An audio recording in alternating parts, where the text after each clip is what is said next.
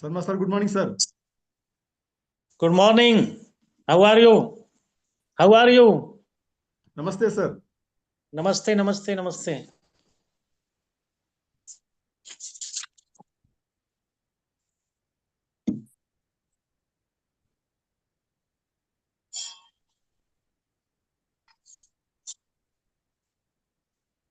How many scientists at your research center?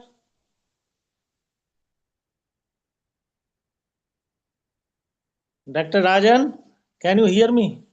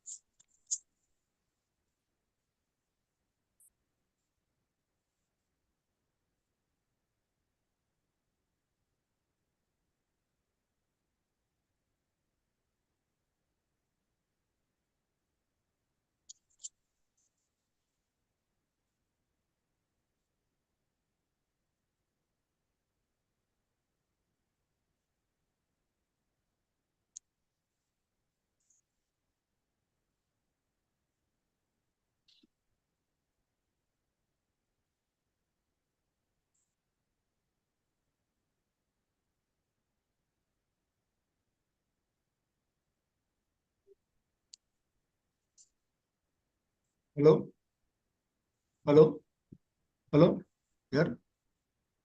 Anjuma?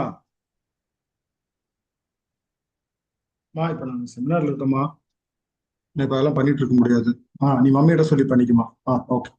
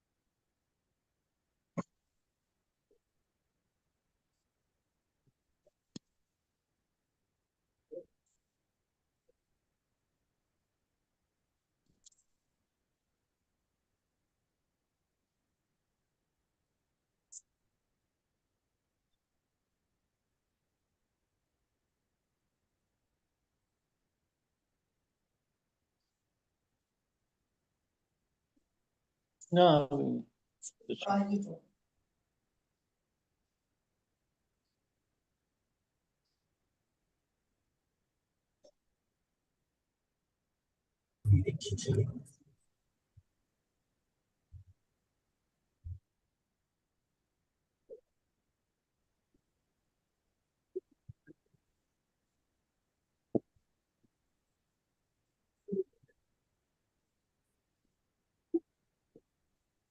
Hello, sir. Good morning. Good morning, sir. Good morning. Good morning, Dr. Sharma, sir. Good morning. Good morning. Can you hear me? Good morning, everybody. Yes, yes, sorry. Voice is clear. Okay. Good morning, Arora sir. Good morning, Girishji. How are you? Fine. How are Your you? voice is muted, sir, it seems. Good morning, sir. Fine, fine.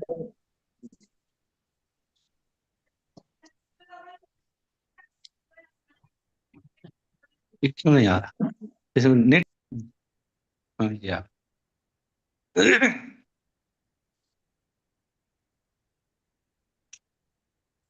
Good morning doctor Arora ji. Good morning, good morning. Good morning, sir. Good Arora sir, good morning. This is Dr. Good morning. Somaswaram from Ooty. morning, sir. Am I audible, sir? Yes, yes. How are you? I am good, sir. How are you, sir? Fine, fine. Rajan sir, good morning. राजन साहब की bandwidth की issue लग रहे हैं. Okay.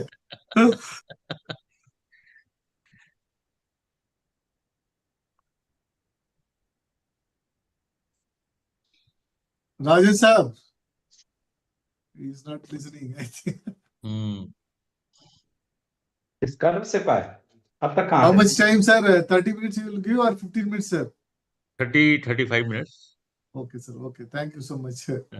हम बहुत तुम्हारे दिन हो डिवीजन गया आपसे मिलके. तुम्हारे 2-3 साल हो डिवीजन गए, नहीं हो sir. तो तुम्हारे संग ना अच्छा रहेगा सर, सबको इन्फॉर्मेशन कुछ लेटेस्ट देंगे आप लोग.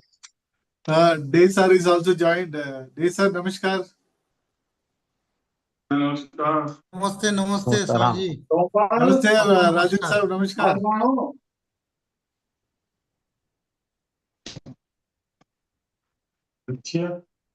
क्या हुआ क्यों नहीं आया बड़ी सफाई रोटी कहीं और लगा रखी.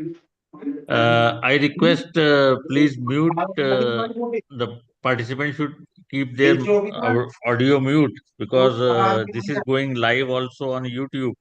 So it will not be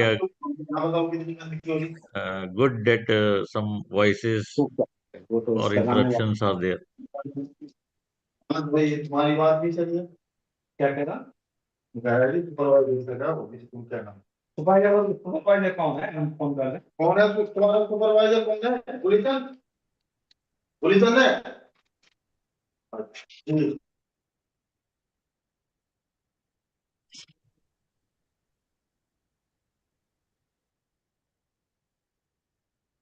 So I think we shall start. It is 10 and Yeah, hopefully- you can start.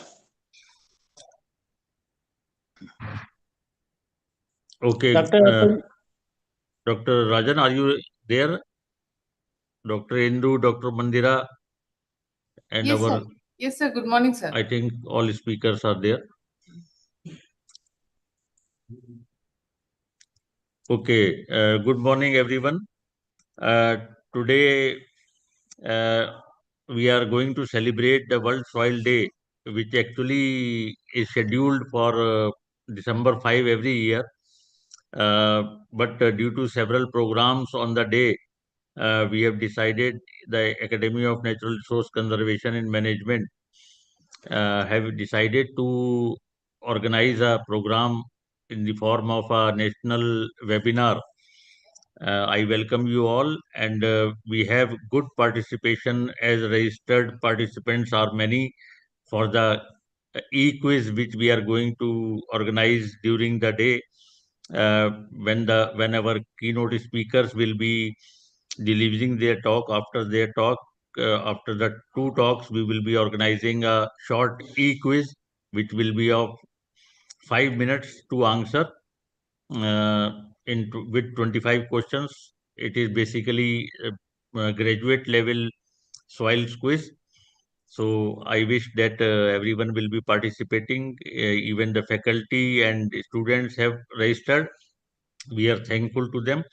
And as you are aware that December 5 every year we are celebrating World Soil Day as per the UN means this day has been recognized, and we are focusing mainly on creating awareness, attention of the people, and this time the cities are being also in the theme. So we hope all the soil scientists or the NRM people who have joined uh, uh, will create awareness, will make their students and relatives and known persons acquainted about the importance of soil, the benefits in the soil and plant system, and uh, on the occasion of this ANRCM, I want to the activity. I just want to brief about the academy. It is a very new academy. The NGO, in the form of a society, group of professionals have formed this.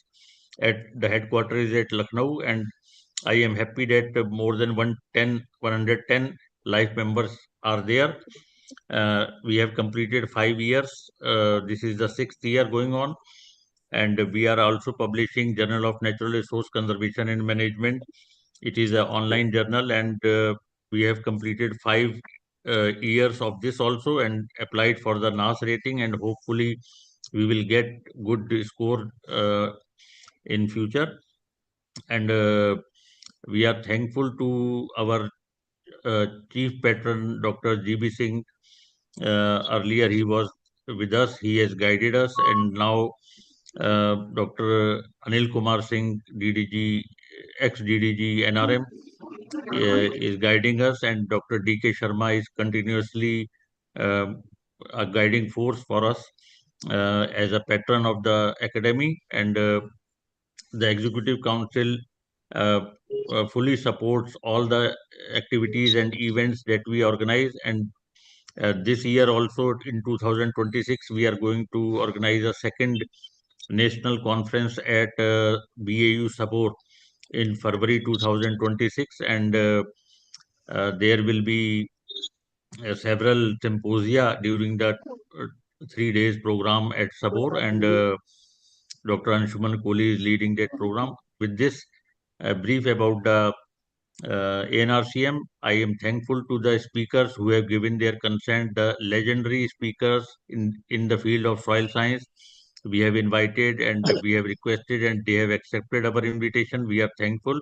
And I am also thankful to Dr. K. Rajan to take this activity in a great way. And I request him to kindly continue the proceedings of the today's program as organizing secretary. I will be there to handle the technical issues related to Zoom and all. So, Dr. Rajan, please. Thank you very much.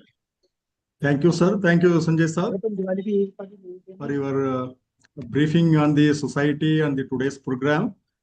I request Dr. Indu Chopra to make the minutes. With this word, I would like to continue my welcome address with deep sense of gratitude to Academy of Natural Resource Conservation and Management, with great honor as organizing secretary to lead the national webinar on the occasion of World Soil Day 2025 celebration. It's my privilege and dignity to welcome you all. At the outset, it's great privilege to welcome Honorable Patron of ANRCM, Dr. DK Sharma sir, a doyen of soil salinity research on crop management studies. I extend my warm welcome to you, sir. Welcome.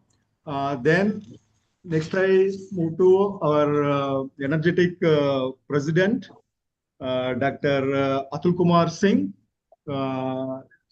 Is a great personality in our soil salinity. It's a very great honor for us to have him as a president of this ANRCM. Where I greatly welcome you, sir. Next, I move to Dr. YP Singh, sir. He's a senior vice president of this ANRCM. He's a great researcher of soil salinity, soil scientist. So I extend my warm welcome to you, sir, in this national webinar. Next, Dr. T.K. Srivastav, Vice President of ANRCM, is a agronomist. He was our colleague at Patna. Really is a great scientist and a great researcher in the field of agronomy in conservation agriculture, sugarcane. Sir, I welcome you, sir, to this national webinar. Next is the very energetic person. Is a connecting bridge of the members and all office bearers of this ANRCM, Dr. Sanjay Arora. So I welcome you, sir, to this national webinar. Next, our joint secretaries, Dr. N.K. Parikh, Dr. Navneet Sarma. Welcome you, sir, to this webinar. Next is the speakers, Dr. Pradeep Dey, sir, Dr. Somasundaram, Dr. Krishna Rao. So they all agreed for this presentation with a short notice. I welcome you all three speakers, sir, to this national webinar. Then the co-organizing secretaries, Dr. Mandira Burman, Dr. Indu Chopra. I extend my warm welcome to you both. Next, the important people, participants. I really extend my heartfelt welcome to all the participants.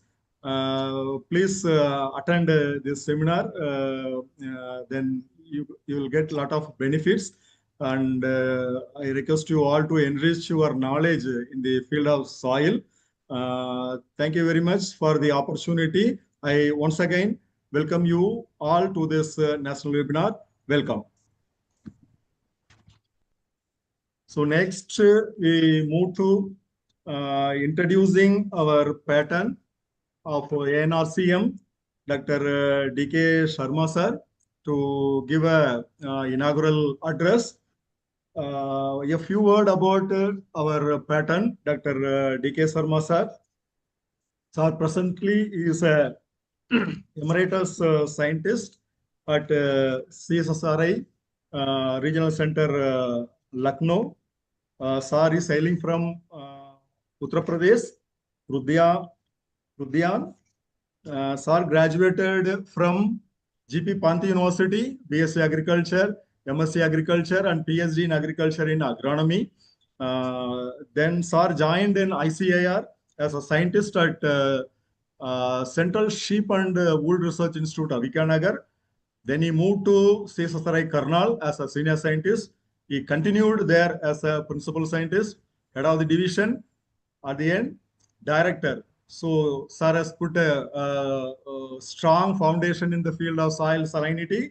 Sarma sir's research area is problem soils, farming system research, and conservation agriculture. Sir has lot of things to have in his honor. He got appreciation award from IRRI, Philippines. He got award from Groundwater Augmentation Award by Ministry of Water Resource. He got CSSRI Excellence Award of Soil Salinity and Water Management. Sir is visiting scientist to IRRI, Philippines. He got BioWord Agri Innovation Award for outstanding contribution in the field of natural resource management. Presently, he is a president of Indian Society of Soil Salinity and Water Quality. He is the vice president of Indian Society of Coastal Agricultural Research, Canning Town, fellow in Indian Society of Agronomy, Indian Society of Soil Salinity and Water Quality, Indian Society of Water Resource, Roorkee, Indian Society of Coastal Research Agriculture. I already told, Sir is the emeritus scientist of ICAR from 2017 till date. Now, on behalf of all the office bearers and participants, I welcome our patron, Dr. D.K. Sharma sir, to present his inaugural address. Okay, thank you very much, Dr. Rajan, dear Dr. Atul Kumar Singh, President of the Academy of Natural Resource Management, Dr. Y.P. Singh, Vice President of the Academy, Dr. T.K. Srivastav, Vice President of the Academy, Dr. Sanjay Arora, Secretary of the Academy, Dr. Rajan, Organizing Secretary and Co-Organizing Secretary of this today function, fellow scientist, member of Academy. It is high time to think about the soil health and especially the city. Healthy city and healthy soil. In the coming year 2047, about 60% of the population will migrate from rural area to city. Now it is about 49%, but after 22 or 23 years, it will move 10 or 15% more mainly because of the opportunity of employment and also the healthy life and welfare of the family. Healthy soil are the foundation of the life on earth. The World Soil Day theme is Healthy Soils for Healthy Cities, which will well focused on the crucial role of the soil in urban environment.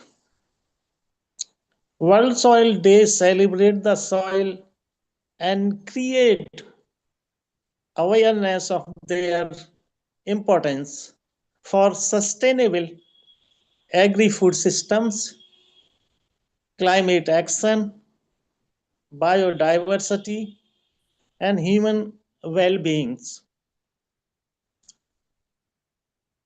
World Soil Day 2025 is a call for action.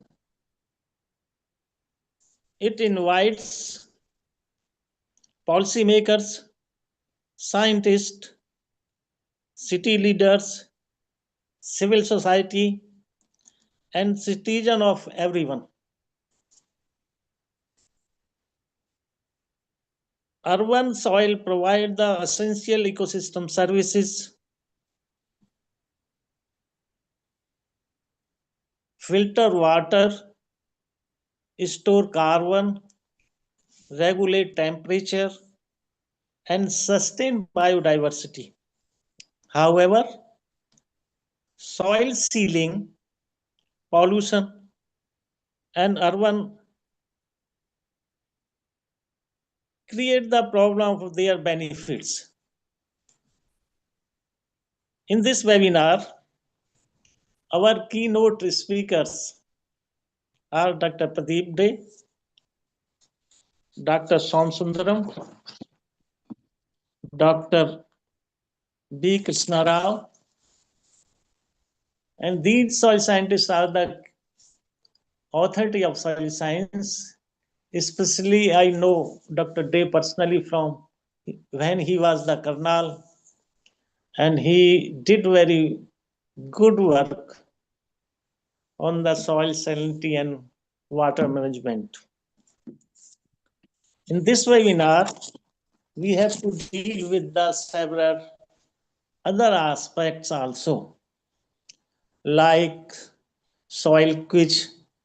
It is a very thought-provoking idea in which our younger generation will know about the how soil is important for the human being, and also because soil is the main chain of the human health. If soil is healthy, then plants will more healthy, and also the animals and then animals and plants are more healthy, then the human problem will not face at present because of the many disease are mainly because of the we could not maintain the soil health as we desire, and it is also essential for the future generation also. We should keep soil healthy for the production and food, feed, fiber, and other product for the coming generation. So it is the high time to discuss in depth like this webinar, and it will help to create the awareness and benefit also the problems created by the uh, more population, more density of the population in city. This is the high time to discuss on these issues, and we should come some concrete conclusion from this webinar. I hope and believe this will help to our younger generation to create the awareness of this healthy city and healthy soil. And this webinar is open for discussion and presentation. And at the end, we believe that not only that this type of webinar, but executive committee of the academy is also planning many programs like this, and also the many seminars to create the awareness of natural resource management and conservation. So I hope and believe this academy will continue to do this type of activity in future also. So thank you very much, and I am thankful to the organizer, especially president and secretary of this academy, to invite me of this today important function to create the awareness of the healthy soil and healthy city. Thank you very much. Thank you, sir. Thank you, Sharma, sir. Yeah, valuable words you delivered, sir. Healthy soil, healthy crop and nutritious crop. It reflects on healthy people. There is a problem in soil for its health. Definitely, it reflects on health of the health of the people. So well said, sir. Thank you very much for your inaugural notes. Thank you very much. Next, we will move to the first speaker, none other than our great scientist of soil science, Dr. Pradeep Dey sir. I need not tell many things about Dr. Pradeep Dey sir because he was working in CSSRI Karnal as a principal scientist. I remember his FOCAR's attachment training he started in CSSRI Karnal. I remember that. Later, he became a colleague at Patna Institute with me. A small introduction on Pradeep Dey sir as a formality. Dr. Rajan, I think we can skip that one or what? Few words, sir, for the it will be, participants, sir. it Your is young for ones the and the benefit of the participants. participants. It is for the It is needed, sir. We know, sir. We know about you and your nature and your caliber and your successfulness. On we know, but for the younger generation, it's must to tell few words about you, sir. So, sir, presently, Dr. Dey sir is director Atari, Calcutta. Kolkata. Previously, sir was project coordinator, STCR.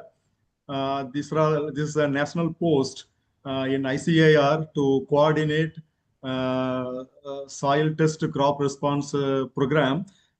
Before that, Sar was at Safe Sarai Karnal as a principal scientist. Before that, Sar was working at ICIR Research Complex for Eastern Region, Ranchi. Sir studied from IARI. He has so many laurels in his cap. The key contribution and innovations are he has 2 patents of Government of India in his credit, 4 copyrights. He has so many things developed like STCR based nutrient management, conservation agriculture strategies, developed conservation agriculture strategies for cereals, oil seeds, pulses based system, explored carbon sequestration and wastewater utilization. In research, he executed 64 research projects. As a leader, established 3 advanced labs, nanotech lab, soil biodiversity lab, and soil and produce quality lab. He conducted 217 training cum field days. With this, 12,000 farmers have benefited, farmers and scientists have benefited. Many awards, World Bank Social Innovator Award, elected as a fellow of West Bengal Academy of Science and Technology. He is the editor of Springer International Journal of Plant Production, former president, Indian Science Congress Association for Agriculture and Forestry section. It is a very prestigious. It's a very, very difficult to get presidentship in Indian Science Congress. So, sir had a presidentship for this session. It's a very, very prestigious. Sir was a former vice president, Indian Society of Soil Science and Indian Society of Agrophysics. He is a member in NABL Soil Testing Advisory Committee. There are so many things to read. Time is very short.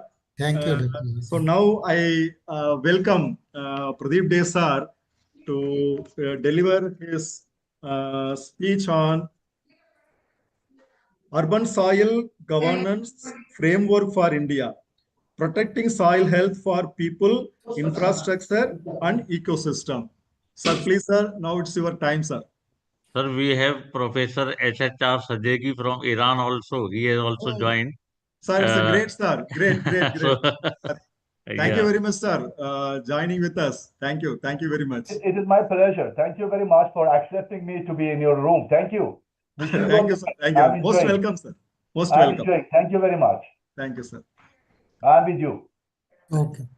Thank you. Thank you, Dr. Rajan. And first of all, I would like to thank ANRCM. In fact, this is one organization with all the webinars, and I was involved in throughout the years. That's a kind of continuity going on till today. Today, when we are observing this World Soil Day. And I must thank our patron, Dr. D.K. Sarmaji, with whom I have worked as principal scientist. He was director there at Karnal. And also I have worked with Dr. Otul Singh ji and Dr. Arora ji in a way that I was in Karnal. And I was also worked with Dr. T.K. Srivastav, our vice president, who is also my batchmate, and Dr. Rajan, and all the office bearers for giving me this opportunity. And I also specially welcome all the delegates, especially our professor from Iran this morning. So let us discuss today's particular thing. So I think somebody has to give me the screen sharing permission. It's not giving. So Dr. Rajan, please. So yes, sir. Just starting with the things till the time it is sir, allowed. Now it is no allowed. issue, sir. No issue. Okay, no problem. So I think entire screen.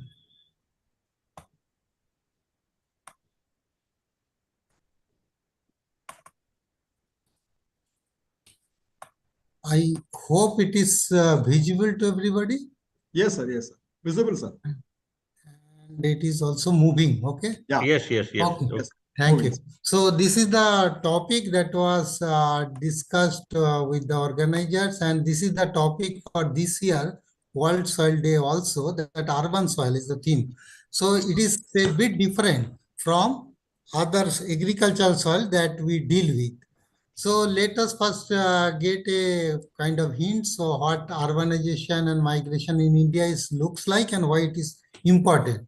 So India's urban growth is 2.26% as of now from the Niti Aayog document, and 36% population lives in urban areas.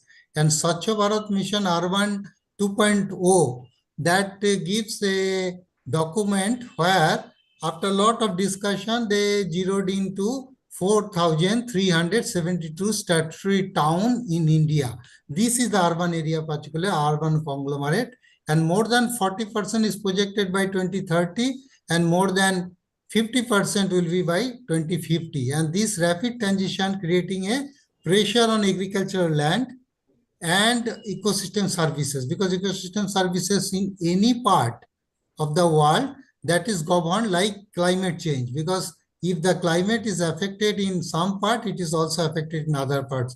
So that's why, and this is the rural to rural migration. This is not so important. This is from, say, less developed rural area to more developed rural area. Some migration is there, majority of course.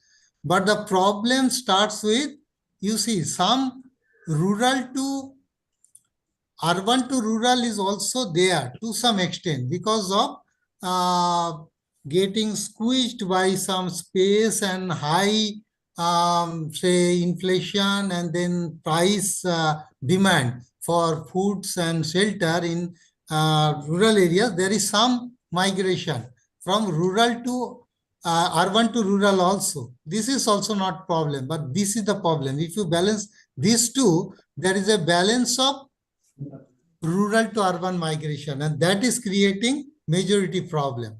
And this is from Bhuban, that portal. You can see, just I have taken one particular, this is from for India, and this is what we can see Lucknow, because our I was searching yesterday different town. Then I thought let me put the Lucknow one, because this our academy is situated specially in Lucknow, housed in Lucknow. So this is 2009 and 2014. You can see this part onwards, there are so much of development in the town. So township are increasing, build-up areas are increasing, and urbanization really expanding. And then, but there is some difference between agriculture and urban soil. Key differences are on priorities, main threats, policy focus, and management priorities. Primary use for agriculture soil is food feed fiber production, but here in urban soil, supporting infrastructure, parks, and green spaces, of course, and to some extent climate resilience. Mainly supporting infrastructure, that is building, pavement, then all the streets, all these things. So there is a altered horizon there, and much altered. And then main threat is erosion and nutrient depletion in agricultural soil, as well as some salinization and overuse of some chemical. But urban areas, contamination, soil sealing, and compactness, these are the main problem. Then policy focus wise, if we see farmers are the main stakeholder, of course it is important for us, but here mainly municipal authorities and urban planners are our main stakeholder for organizing this thing, this type of webinar. Then management priorities, productivity, fertility enhancement, and ecosystem services. These are main management priorities. But here, heavy metal remediation, then our concrete and this other darts, that waste disposal, and then soil compaction. These managements are more important. And here fertilizer, nutrient management, and crop-based sustainability important. Here flood management, mainly flash flood, urban cooling solutions are more important. Then why urban soil matter? Because of stormwater regulation, dust mitigation, because we can plant some of the trees. I can give you one example quickly that we have seen that in our during our Ranchi this agroforestry experiment that if you plant a teak vis-a-vis other trees, teak has said more dust attenuation capacity than other trees when planted. So that type of thing we have to consider while managing this type of dust mitigation problem. Then carbon sequestration or groundwater recharge, support to urban agriculture. I must say that this groundwater recharge is a limited groundwater recharge because it may also having some bearing on urban infrastructure. If we do a beyond some limit, then supporting urban agriculture, biodiversity conservation, and sustaining green infrastructure. These are the main thing. In defining urban soil, it started long back.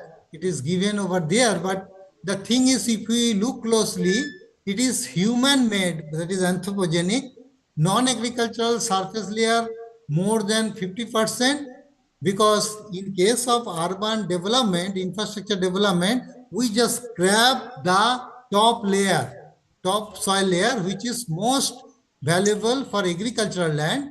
Here we have to remove that because for infrastructure stability, because if it is organic carbon is high, then it may deteriorate the infrastructure.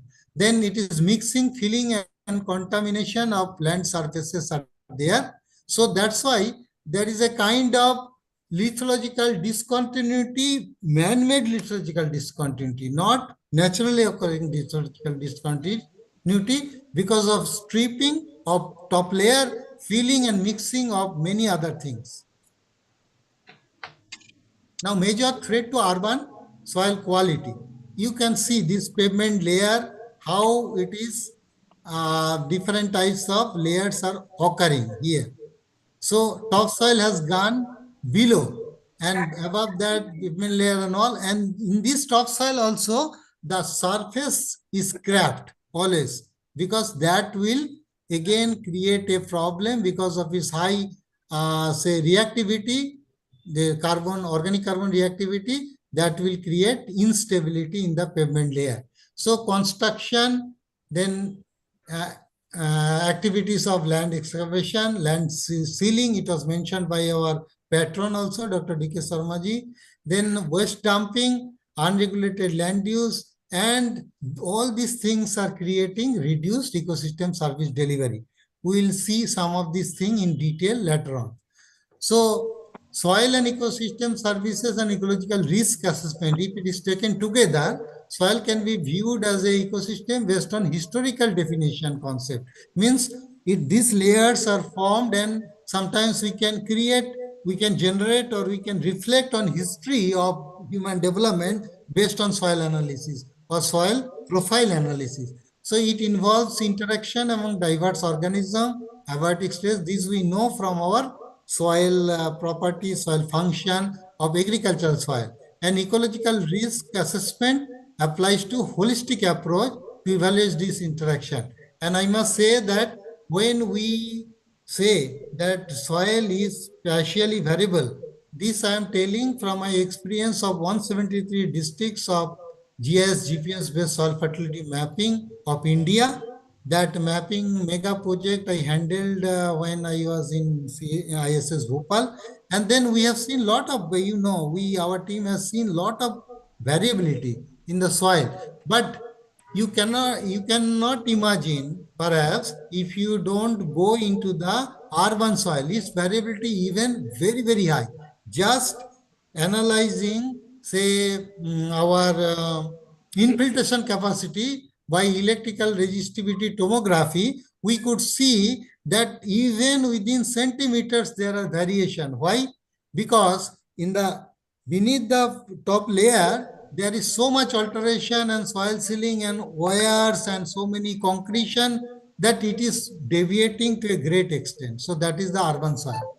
Then ecological risk assessment vis-a-vis soil and One Health. Because of this One Health concept of WHO in 2017, these we cannot restrict only to agricultural land. We have to consider urban soil also. Then only One Health can be propagated throughout our ecosystem, throughout our society. So that One Health, soil health, and ecological risk assessment, these three things are interrelated. Then ecosystem services, these three things, that ecotoxicological part, then chemical part and ecological part, these three tiers in risk characterization has to be much more managed in urban soil than perhaps what we do in agricultural land. Of course, we are very busy with agricultural land, but you can understand that since FOI is propagating urban soil management, it is having some connotation, and urban food fabric as well as total ecosystem services are related. Then these things I have just, I was going through the soil charter and mixing our soil charter with agricultural soil, how we can project to urban soil management. These three things we could come up, that is urban sustainable soil management, USSM. I have given abbreviation. It was different. SSM is the main thing and SLM, but this abbreviation was just given to support mainly key services like vegetation and regulating water and climate. Then balancing soil services. These functions are essential for urban sustainability and urban water quality particularly, as well as urban ecosystem. And then urban land management, because of land value and other soil and land differences, that there is a value attached to the soil, that is you can call land. It is just a layman's language, but it is so. Because soil, we don't consider any value, but when it is land, it is having a lot of value. So it integrates soil, water, and vegetation, but based on our infrastructure, we have to consider all these things. When intensive urbanization began, then for some time it was maintained, but later on, because of land use and land capability changes in different places, and because of more intensive urbanization development and structural development, then if we don't follow in regulation, then this urban soil will be degraded to a great extent, and total ecosystem will be disturbed, and rural area will not be unaffected because of this. And that's why regulatory measures are required. And these are mainly urban areas where our management will go. Parks, common properties, that is common property management is a big management, you know. Then banks are of waterways, it involves sewer system, banks, roadside tree pits, then all other school ground, back-end lots, industry, institutional campuses, then home garden, urban agriculture, public nursery, Miyawaki patches now very important. 72 Miyawaki, that concept came from Japan, and it featured in our Mann Ki Baat of our Honorable Prime Minister also, in one of the Mann Ki Baat. And these patches are also being developed. These parks are also being developed in India, and 72 already developed in particularly Hyderabad, Bangalore, those places, and then stormwater basins. So these are the things and their major problems I have jotted down here. You can go through it, and then proven measures, validated measures.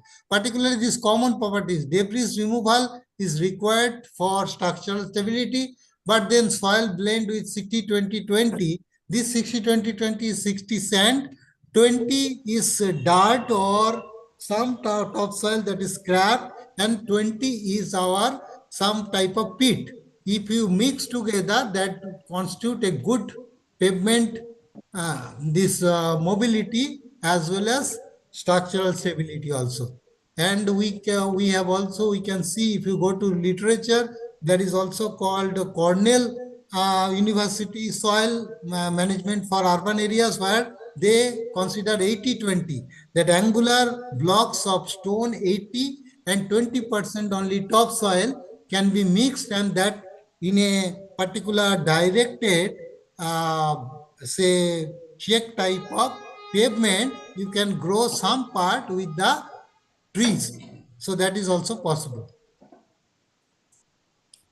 telling only soil will not help in case of urban areas, and wastewater has to be dealt together, and SDG 6.3 particular target is related to this. And wastewater, 72, more than 72 billion liter, 72,368 is the Niti Aayog assessment of 2022 published literature by Niti Aayog.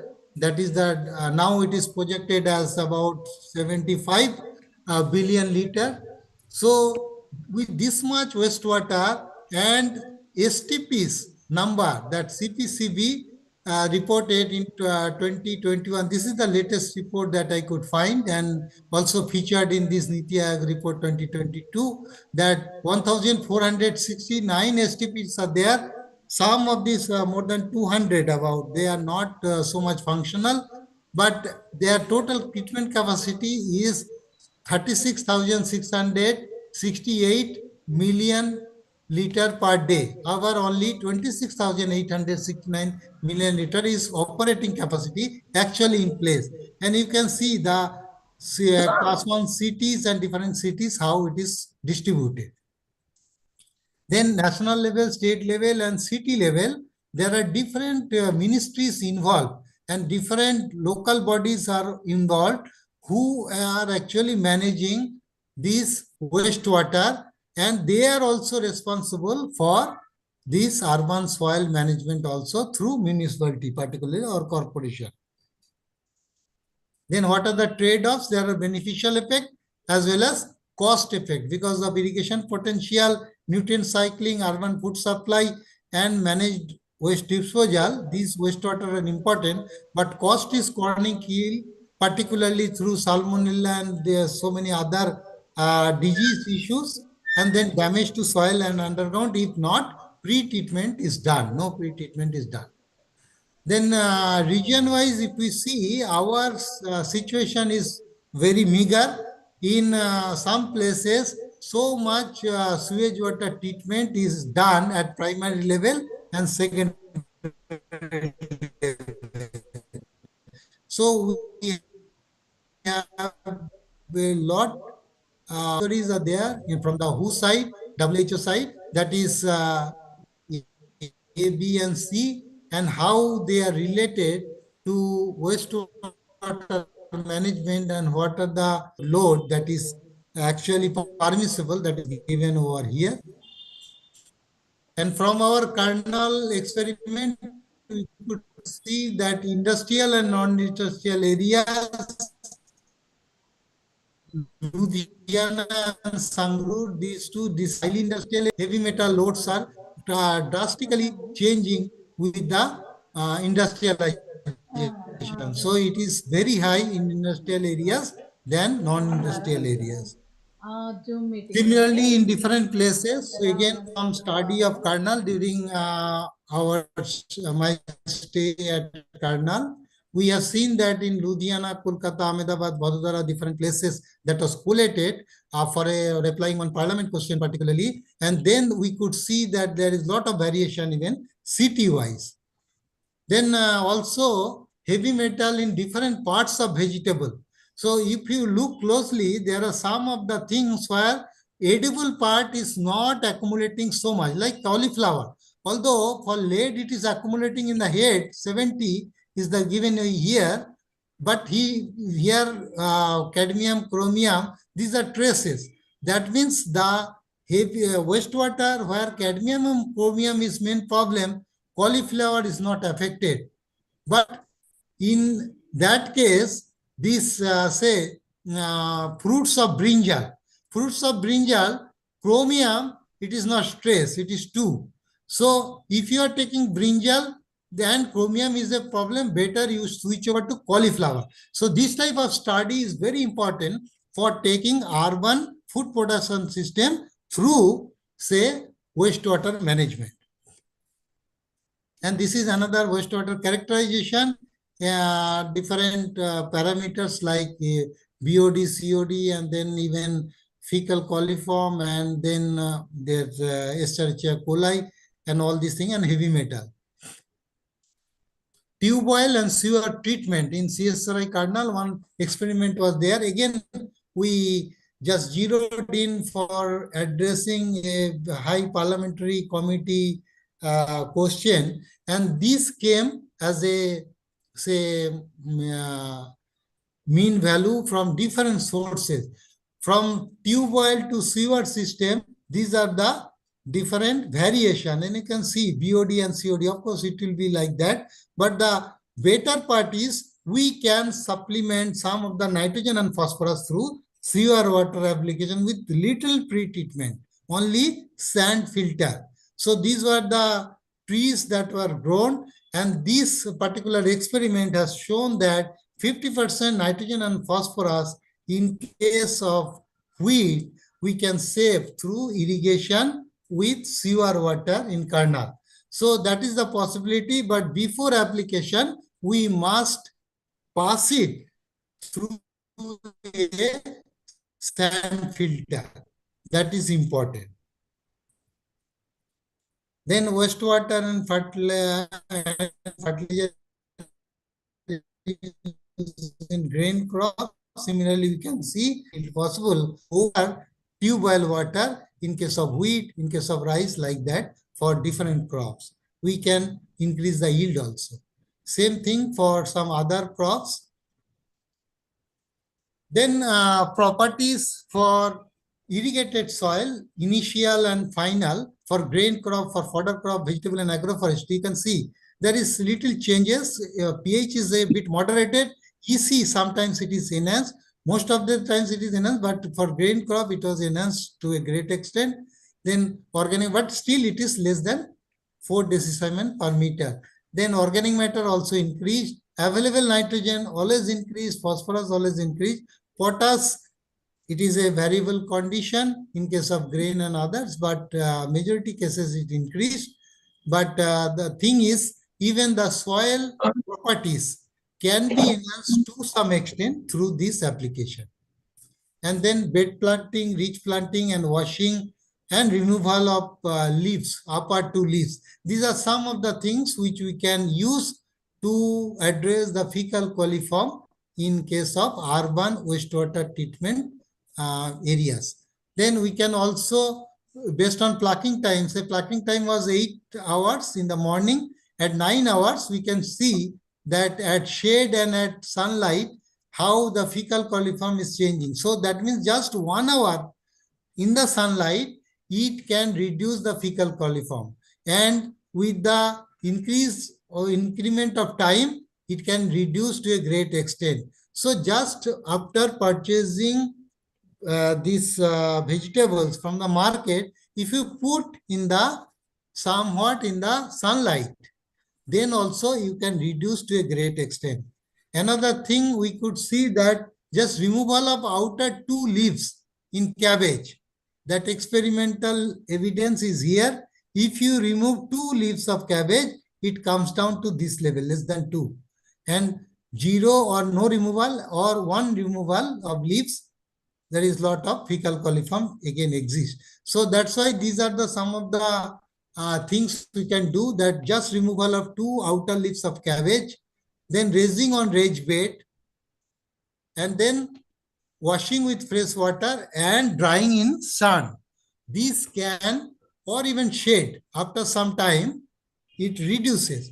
So this will reduce the fecal coliform, and we can address our urban food system that is produced through also possible. We could see that different things like gladiolas, if you see, that cadmium applied and then gladiolas, this percentage reduction in yield, it was least. So that means with this floriculture, and floriculture is non-food crop, and then we can address this issue through one of our experiment in kernel. We could see that non-food crops can be very well used for addressing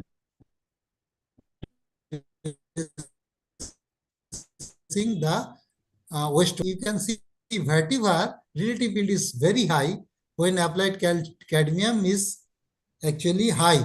That means, and it is partitioning to the oil is also less in these cases. So that's why we can choose vetiver over either palmarosa or lemongrass. Sorry. Then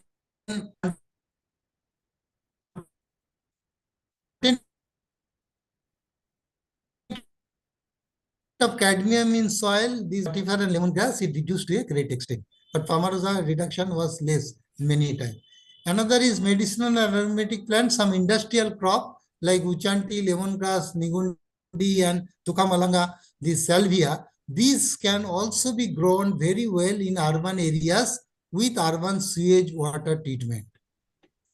And another is in urban areas, from our Karnal CSRI experience, we can say for sure that where sewage water treatment should be done, it can be done very well in eucalyptus type of plantation where this transpiration rate is very high and their growth is also very high. You can see the transpiration rate. And so agroforestry is another part where we can use this urban soil and wastewater. Another is bioremediation. Through a consortia of microorganisms, it is now possible to decrease the load of heavy metal in urban soil and urban sewage water. So waste or well depend on our management capacity. So telling waste before something is just we are limiting our capacity or not expanding our horizon. That is the thing. If we expand our horizon, waste can be converted to wealth. Just before some policy issues, these three things of Viksit Bharat is important. Economy has to increase by 10-fold. Per capita income has to be increased by 6-fold, and development has to be inclusive. Togetherness. So सबके साथ सबका विकास जो concept है, that has to be taken into consideration. And then Panchamrit has to be considered, that 500 gigawatt of non-fossil fuel by 2030 and 50% of which should be through non-renewable energy. Then reduction of carbon emission, and then achieving net zero by 2070 and producing 5 million tons of green hydrogen by 2030. These should be taken into background whenever we discuss either urban soil or rural soil or any soil policy management. And then I am happy to share that Nodia KBK became the first KBK of net zero KBK, and we could also develop, these are some this news flash from ICR site, out of 731 KBK, this KBK became the net zero. But that is one issue, and we could get this no carbon UK certificate, which is one of the most respected audit agency of UK. But we have developed one, this agricultural carbon footprint assets, that is ACFA version 1 and 2.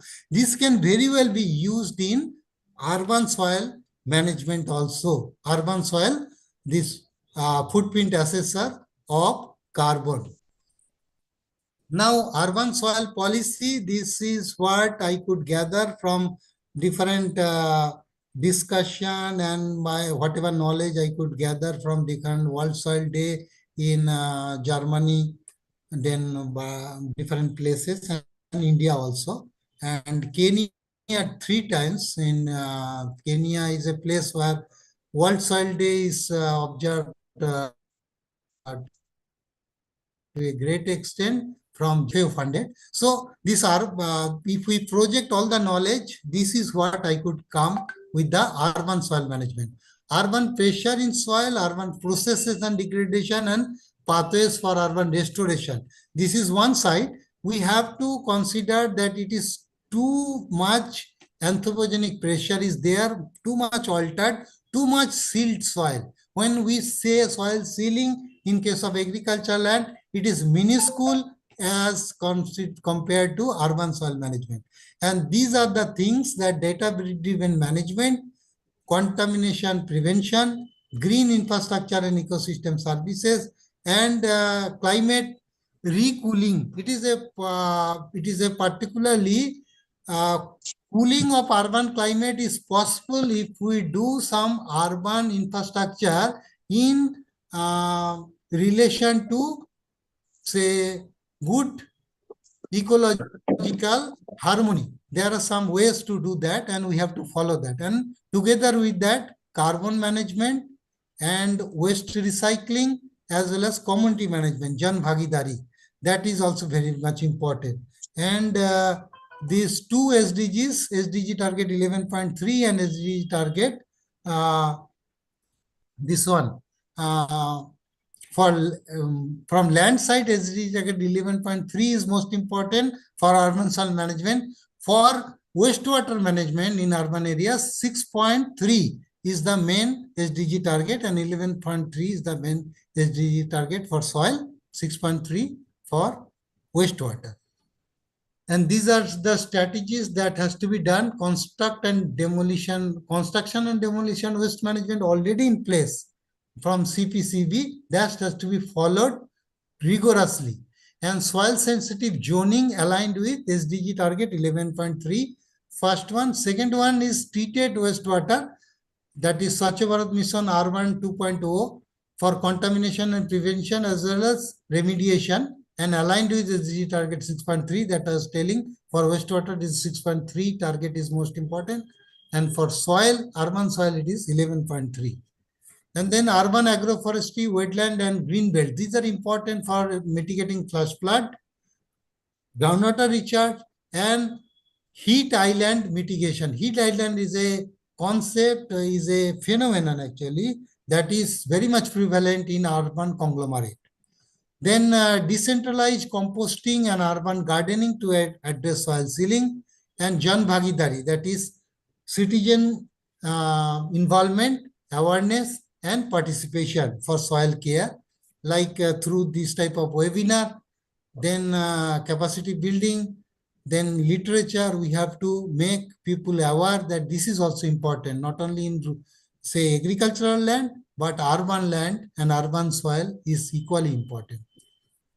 These core pillars, if we consider, that is, these 8 pillars are most important. Soil health and management is one, contamination and prevention for managing the hotspot, and then green infrastructure and ecosystem services for eco-friendly designs of urban planning, then land use planning and zoning regulation already in place, it has to be followed actually.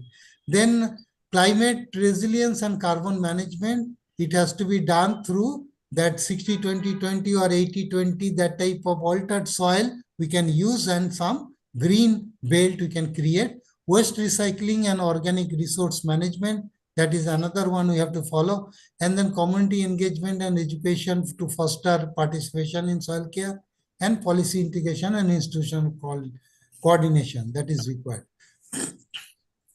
And these institutional linkage, as I was telling in the last part, that has to be done with these 5 particular parts. One is institutional capacity strengthening of urban local bodies of municipal and corporation.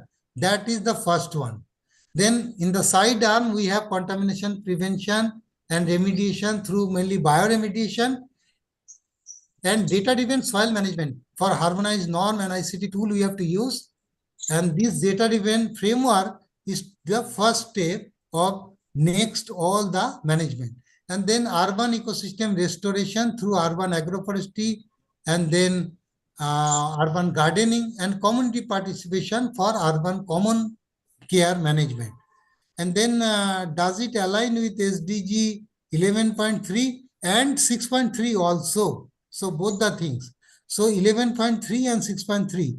If it is no, then again we have to go back and we have to chalk out our plan and then finalize the action plan. So both 11.3 for urban soil and 6.3 SDG target of urban wastewater management, the filter has to pass through that. And then soil health and quality, contamination prevention, green infrastructure, climate resilience, waste recycling, and community engagement. This we can align with the SDG 11.3 for urban soil, and this will in fact in sync with SDG 15.3, which is mainly for rural soil but not restricted to rural soil. Enforcement agencies at national level, Ministry of Housing and urban affair is overall and overarching coordination will be from their side. Then Ministry of Environment, Forest and Climate Change, they are for urban safeguarding and contamination norms and remediation protocol. CPCB mainly for this disposal management, and then waste disposal waste management. NBSS LUP for soil classification mapping and guidance of scientific guidance. Niti Aayog for policy direction and monitoring, and GSI for geochemical and contamination of baseline. State and ULB, that urban local body level, we have state urban development department integrated. Somebody is talking. So will you please mute yourself? Urban State Urban Development Department, CPCB, State Climate Mission, then agricultural land, SRSCAC, and then National GI Cell. Dr. Rajat Mishra, please. Kindly mute him as well. रजत मिश्रा जी, आप बंद करेंगे थोड़ा अपना? रजत मिश्रा जी, आपके वहां से वो आ रहा है. Rajat Mishra, please mute yourself. So these are the ecosystem services for urban soil management. Our resources, land, whatever soil left out, that altered soil, air and water, through that productive capacity of urban food web, to some extent we can address.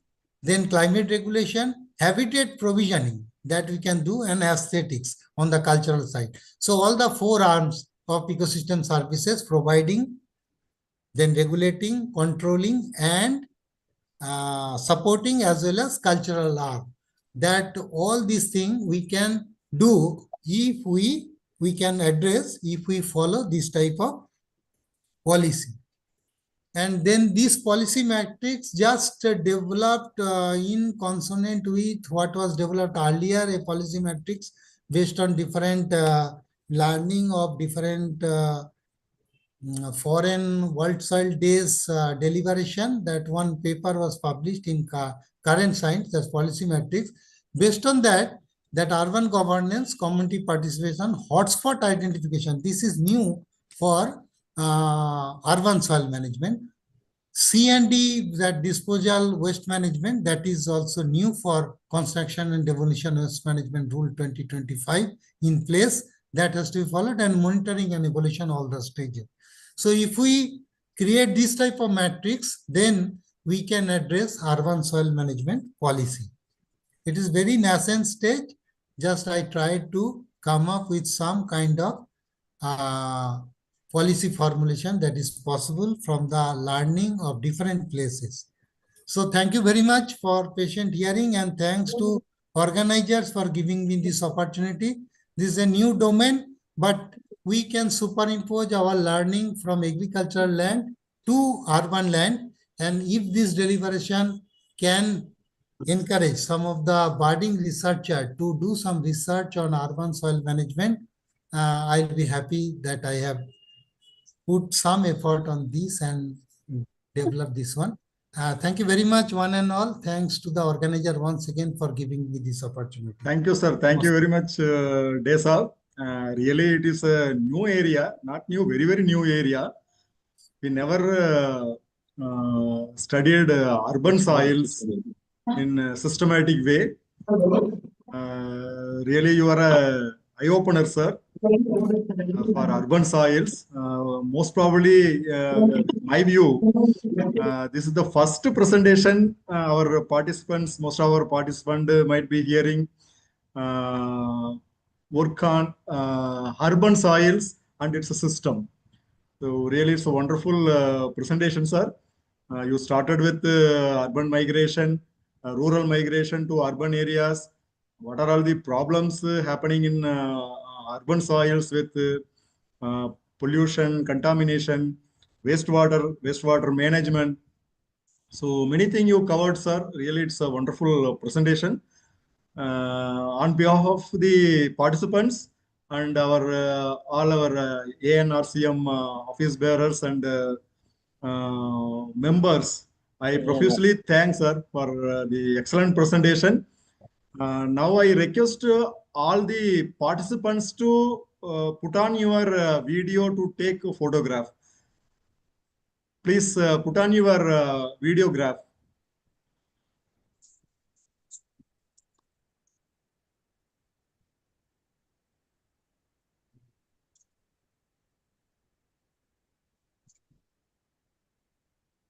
Dr. Indu can take the screenshot.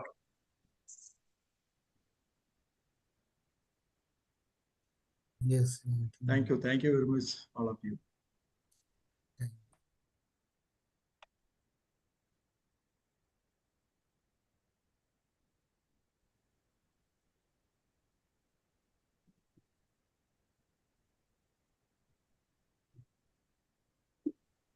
Dr. Induji, taken, huh?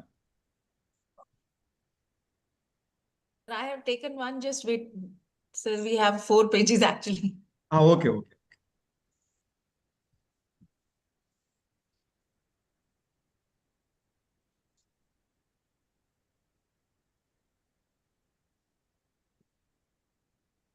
I request everyone to kindly switch on their cameras, please. We are not able to see all. Dr. Bhupender Singh, Dr. Balram, please switch on your cameras.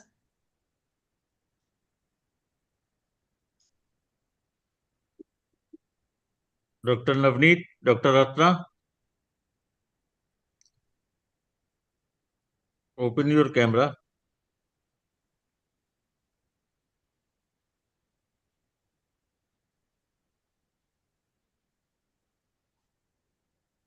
Just one more.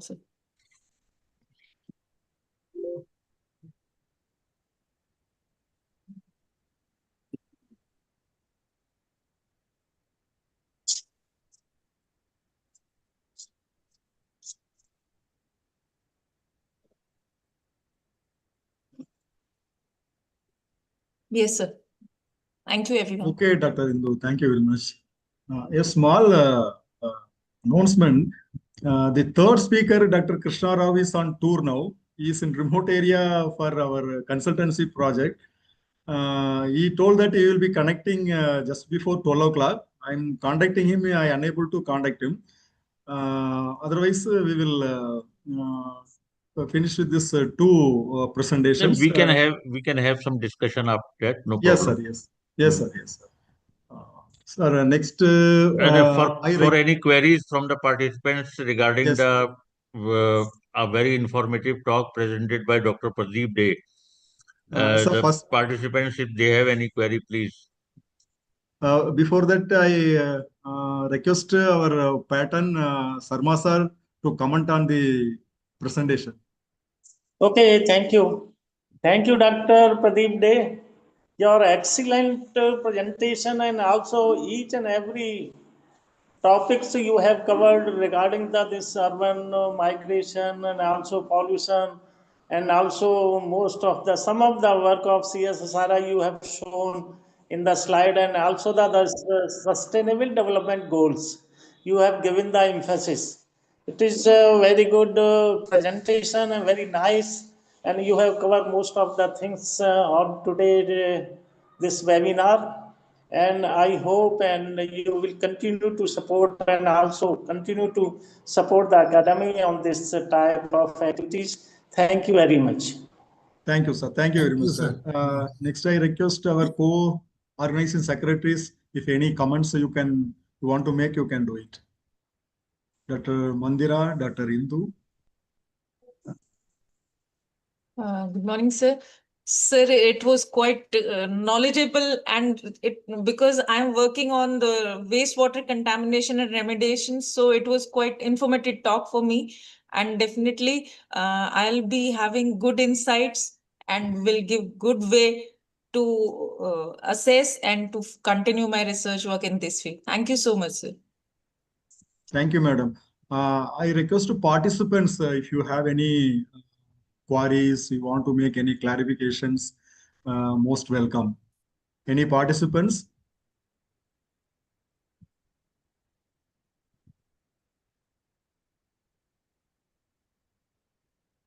If not any queries from participant sides, we will move to next speaker.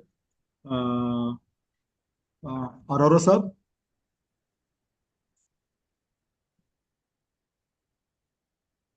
Okay, we will move to the next speaker, Dr. J. Somasundaram,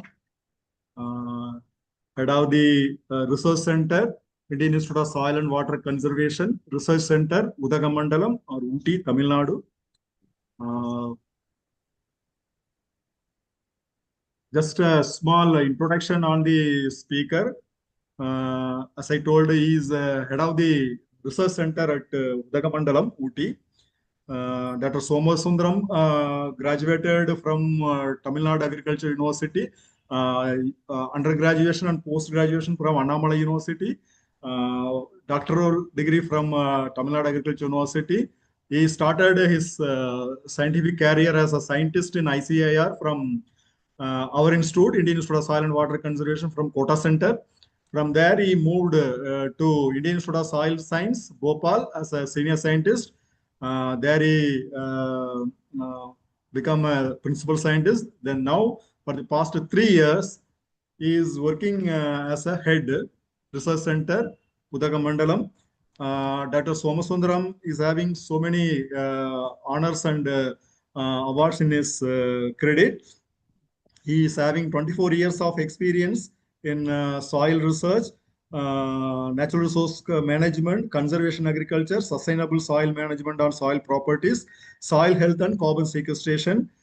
He has more than 100 research papers. He's a reviewer in many national and international journals. He has Google citation more than 3,700. He mentored 10 MSc students, 5 PhD students, 5 young scientists. In addition, he attended international training at Australia, Boy Scout Fellowship. Is foreign trained person. One special thing is there is one Omkareshwar command area litigation by Jabalpur High Court. He was the team leader for that evaluation committee.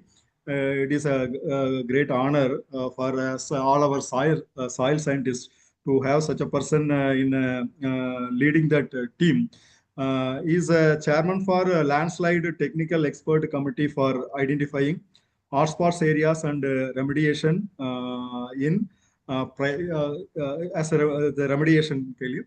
So, a small introduction. We can tell many more things for Dr. Somasundaram. With a limited period, I have given a little introduction. Now, I request Dr. J. Somasundaram to start his presentation. Thank you. Sir, thank you, Dr. Rajan Saab, for giving a brief introduction about me. I am audible, sir? Yeah, you are audible, Dr. Okay.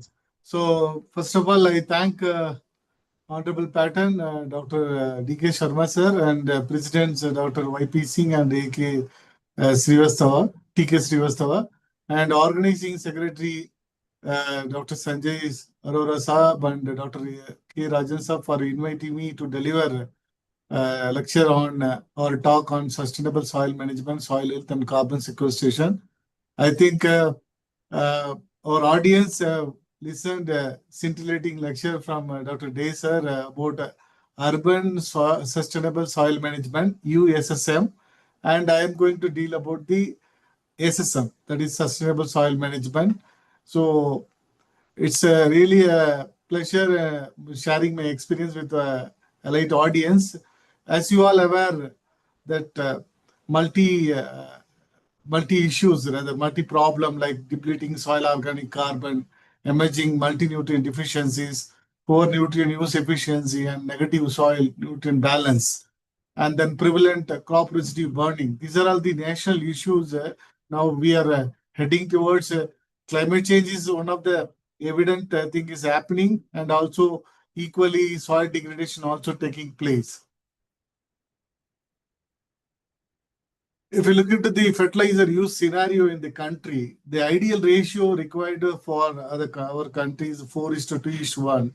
But if you look into the different zone, north, south, east, west zone, majority of the zone, particularly the north zone and then west zone, the ideal ratio may not be practiced. And then the all India ratio also, all India NPK ratio also 7:1, 2:7, 2.7:1. So really 80% of the 85% of the fertilizer applied in terms of nitrogen only, but we are skipping phosphorus and potassium. And that is really giving a skewed approach towards the fertilizer recommendation or fertilizer application rather. And other point, if you look into that, the climate change, as you all aware very well that climate change is happening. But what is the real scenario? If you look into the carbon dioxide ppm in the atmosphere, so during 2024, it was around 424. Now it is almost 2.5 ppm has increased. That is November 30th, it is recorded 427 ppm. So there is a drastic change is happening every year. And the 4 per thousand millennium 4 per thousand program also, 4PT, also highlights that we need to curtail the carbon dioxide emission and sequester more amount of carbon. That is what the sustainable soil management practices have been coming to the force. So worldwide, the global scenario, if you look into the land degradation scenario, 33% of the global soils degraded due to different degradation process. In India, you all aware that 120 million hectare, out of which 70 to 80% of the area has been affected by the water erosion.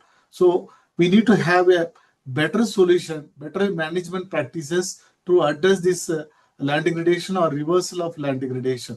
So Dr. Day sir has already mentioned that how soil health is important for ecosystem services and functions like primary productivity and water regulation and purification, carbon sequestration, and then biodiversity, provision of habitat, and the nutrient cycling. These are the soil, some of the soil functions and ecosystem services soil used to perform. And then One Health concept also, sir has pointed out, Day sir has pointed out that soil health is a One Health. And though we are talking about a lot of awareness have been created worldwide, still we are not taking care, or we are taking care, we are neglecting the soil health, and it directly reflects on the human health. Over 2 billion people suffer due to malnutrition in one way or other way, particularly micronutrient deficiencies.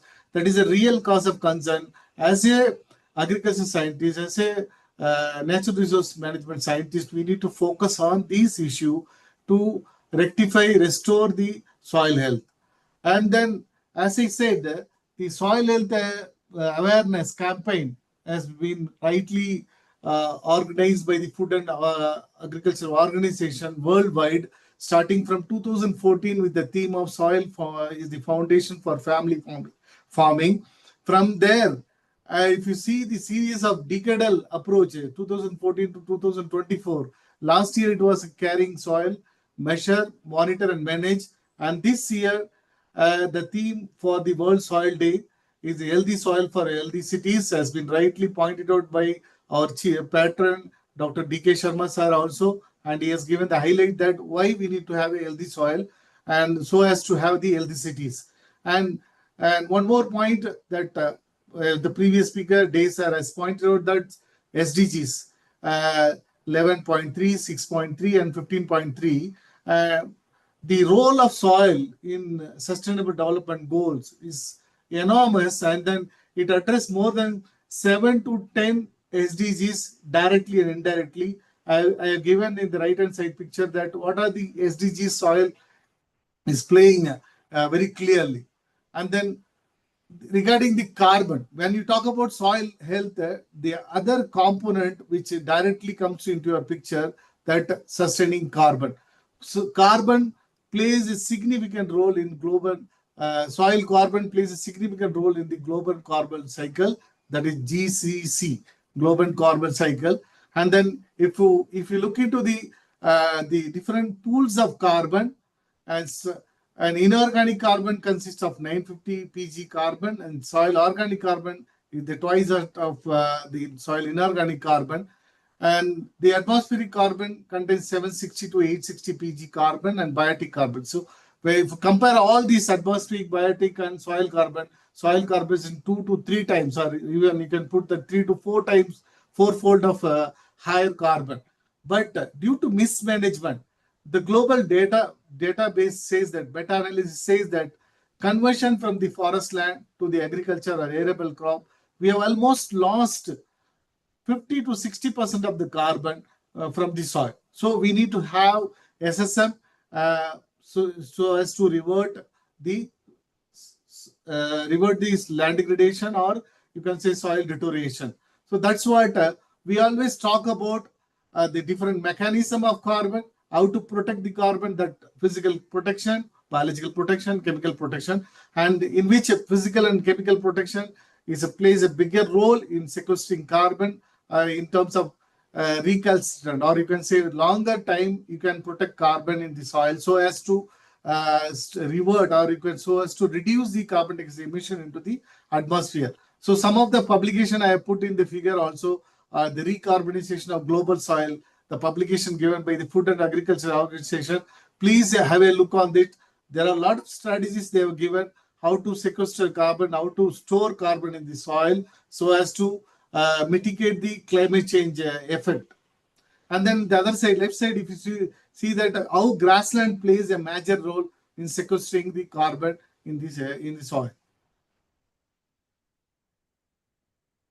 Just now I was explaining that why we need to protect carbon, because it plays many functions like soil health and carbon sequestration, like 4 per thousand, maintaining biodiversity, as I was mentioning in the soil health functions also, food and nutrition security, clean environment and ecosystem services, and also it addresses the global warming and climate mitigation. If you look into this other side, see, when the moment you go for the intensive farming and intensive agriculture, it leads to reduction of soil organic carbon. I was mentioning that 50 to 60% carbon is lost when you go for the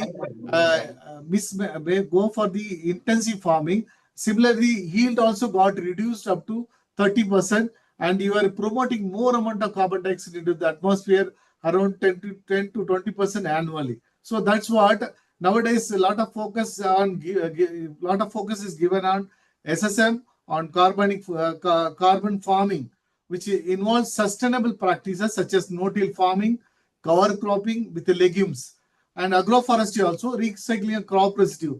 This all component comes into the picture about how to save the carbon into the system. The other question comes in our mind that climate change is happening, everything is happening, land degradation is happening. What is the impact on the soil biodiversity? There is a definite change in the soil biodiversity due to change in the climate change. So that's what we need to take care of the soil biodiversity by adopting sustainable management practices, and thereby you can promote the rich biodiversity in the soil. So regarding the residue burning leads to loss of nutrient, around 30 kg of nitrogen, 20 to 30 kg of nitrogen, and phosphorus around 15 kg, 35 to 40 kg of potassium per ton of crop residue burning. And then this has been the highlight of recent days. Supreme Court also intervened with the Punjab and Haryana government also. They said that what is the real status, why the residue burning happening, and then some of the farmers have got the information that after the satellite passage, then farmers used to go for the residue burning. It's very surprising to know that how people understand that this time satellite is passing through over the northwestern region. After that, they go for the residue burning. So really a cause of alarm. And recently, the yellow air in Delhi shut many schools and colleges also. This is really a cause of concern that now we need to go for the residue recycling, or conservation agriculture or sustainable management. Thereby, you can promote the soil health or One Health concept. Now I focus on the sustainable soil management. The definition is that from WCED definition, that is sustainable development, it says that meets the needs of the present without compromising the ability of future generation to meet their own needs from the land. This was the definition for the sustainable development.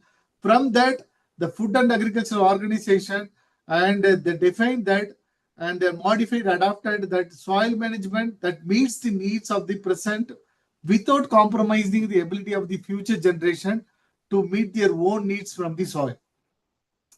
And then the intergovernment panel on technical panel on soil also defined the ability of the soil to sustain the productivity and also environmental services, ecosystem services in a sustained manner. This was the definition given by the ITPS.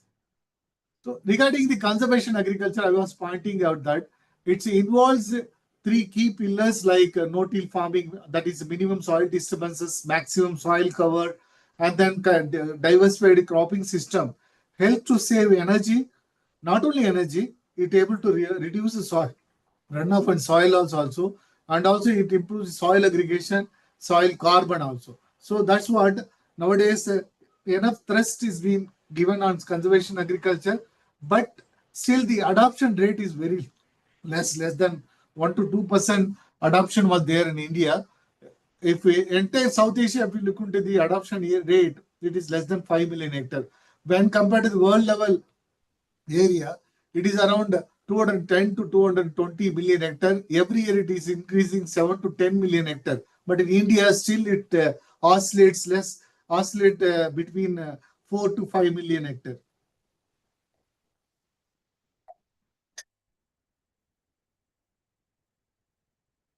When you adopt the conservation agriculture, there is an improvement in soil moisture also.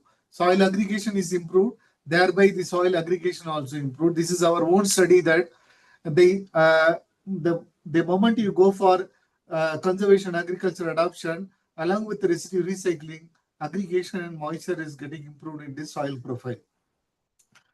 This is the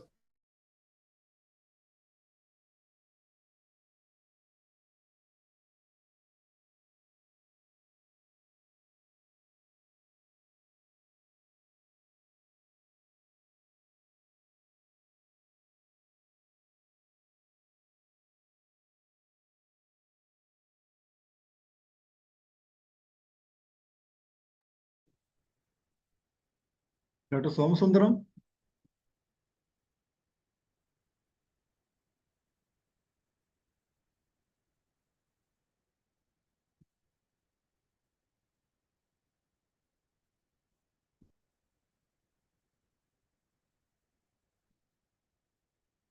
Dr. Somasundaram.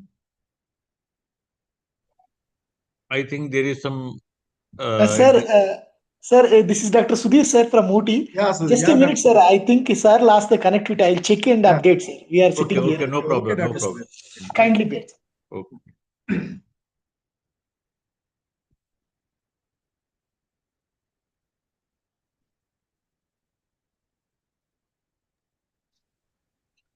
Meanwhile, our treasurer, Dr. C.S. Singh, also joined, and our president, Dr. Atul Kumar Singh, is also with us. Welcome, sir. Atul, sir, most welcome. Sorry. No, yes. There was some internet failure at Ooty. It is very difficult to give a presentation also. So again, I am sharing, sir.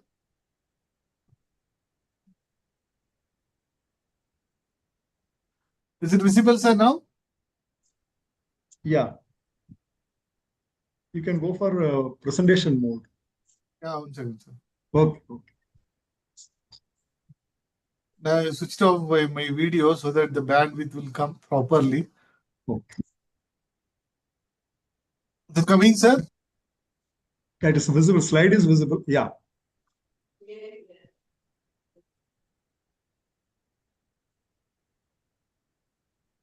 So I was discussing about that land degradation neutrality, the state whereby the amount and quality of land resources necessary to support ecosystem function and services and enhance the food security remains stable or increases with the specific temporal and spatial scales and ecosystem.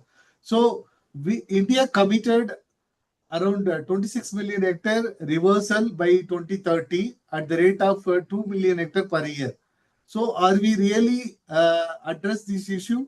It's really a question mark because there are a lot of degradation issues are emerging nowadays like flash floods, cloudburst and landslide. Wayanad is one of the classical example that the entire village, 5 to 6 villages have been washed by the landslides or the prevalent of land degradation. So soil erosion is one of the major challenges for India, not only India and elsewhere throughout the worldwide. This is the phenomenon happening, and then we need to go for the adoption of sustainable soil management to improve the soil governance to guarantee healthy and productive soil.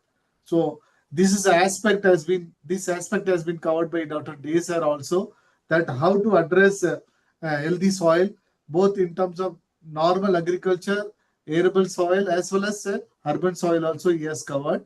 So I don't want to uh, talk too much about on those things.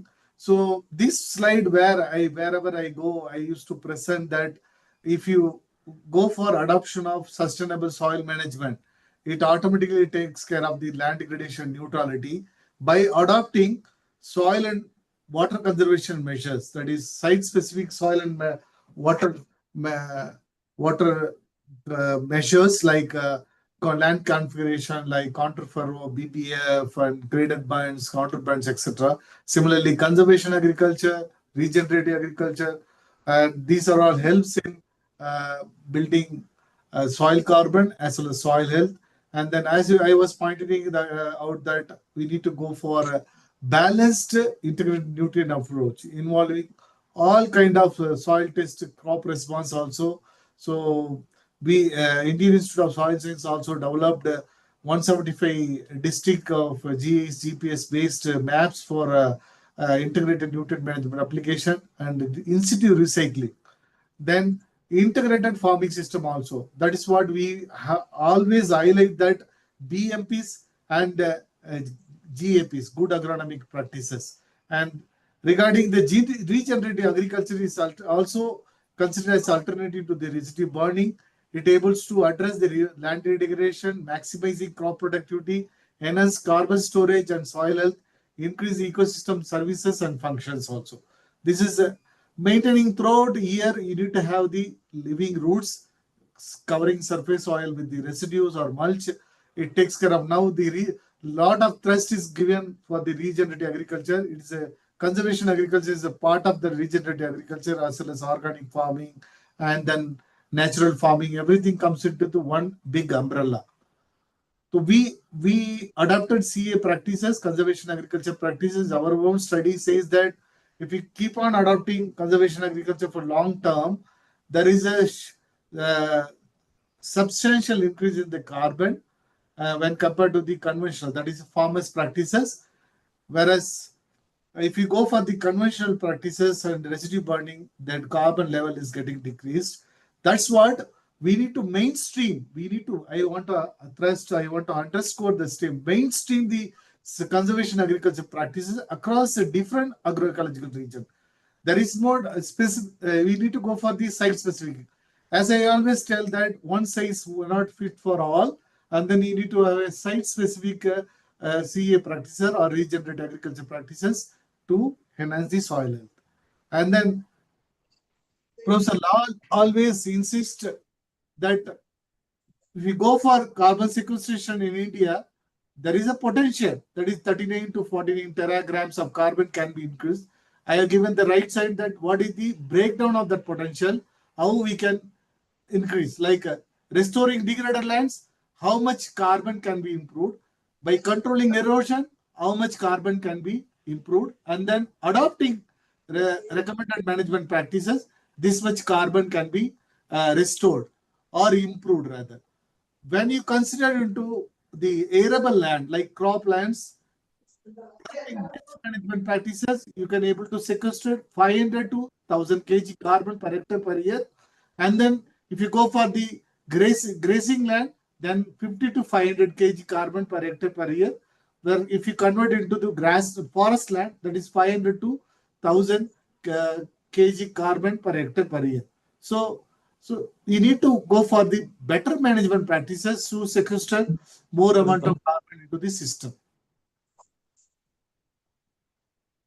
Then another one I was always mentioning that if you go for no-till farming and improving the soil aggregation, that is macro aggregate formation. That's why I was mentioning that physical protection of the carbon. If you go for CA, conservation based management practices, you are improving macro aggregation, thereby you are protecting the carbon in the system, and also improve the higher microbial activity, because the more amount of residue recycling into the system, the soil microbial diversity also gets improved, and the labile pool, that is readily available carbon into the system, is getting also improved under the no-till system.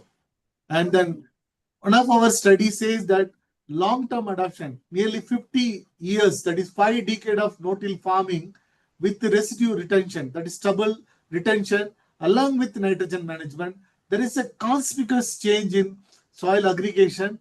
This we published in Land Degradation and Development also. This is one of our paper. And then similarly, long-term no-till adoption improves soil organic carbon in surface layer, that is 0 to 10 centimeter soil, below which there is no much change. This is also our study. And total nitrogen, similar to total organic carbon, total nitrogen stocks also improved under the no-till farming, stubble retention. That means crop residue retention, and recommended dose of nitrogen. Nitrogen also plays a major role in improving the carbon in the soil.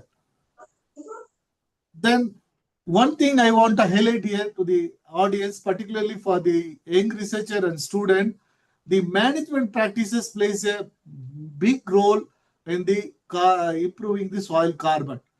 When you convert the forest land, or you can say pristine soil, into the farming system, and 30 to 50% of the carbon immediately gets deteriorated or degraded or lost through the soil system.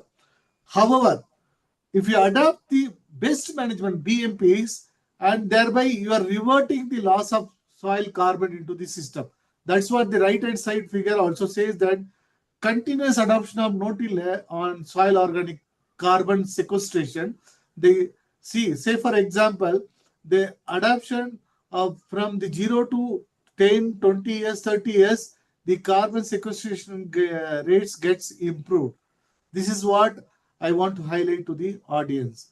And then there may be stabilization takes place, depends upon your management practices. It takes, in some soil, it takes 50 to 100 years. Some soil, it takes 20 to 40 years to reach the maximum carbon sequestration.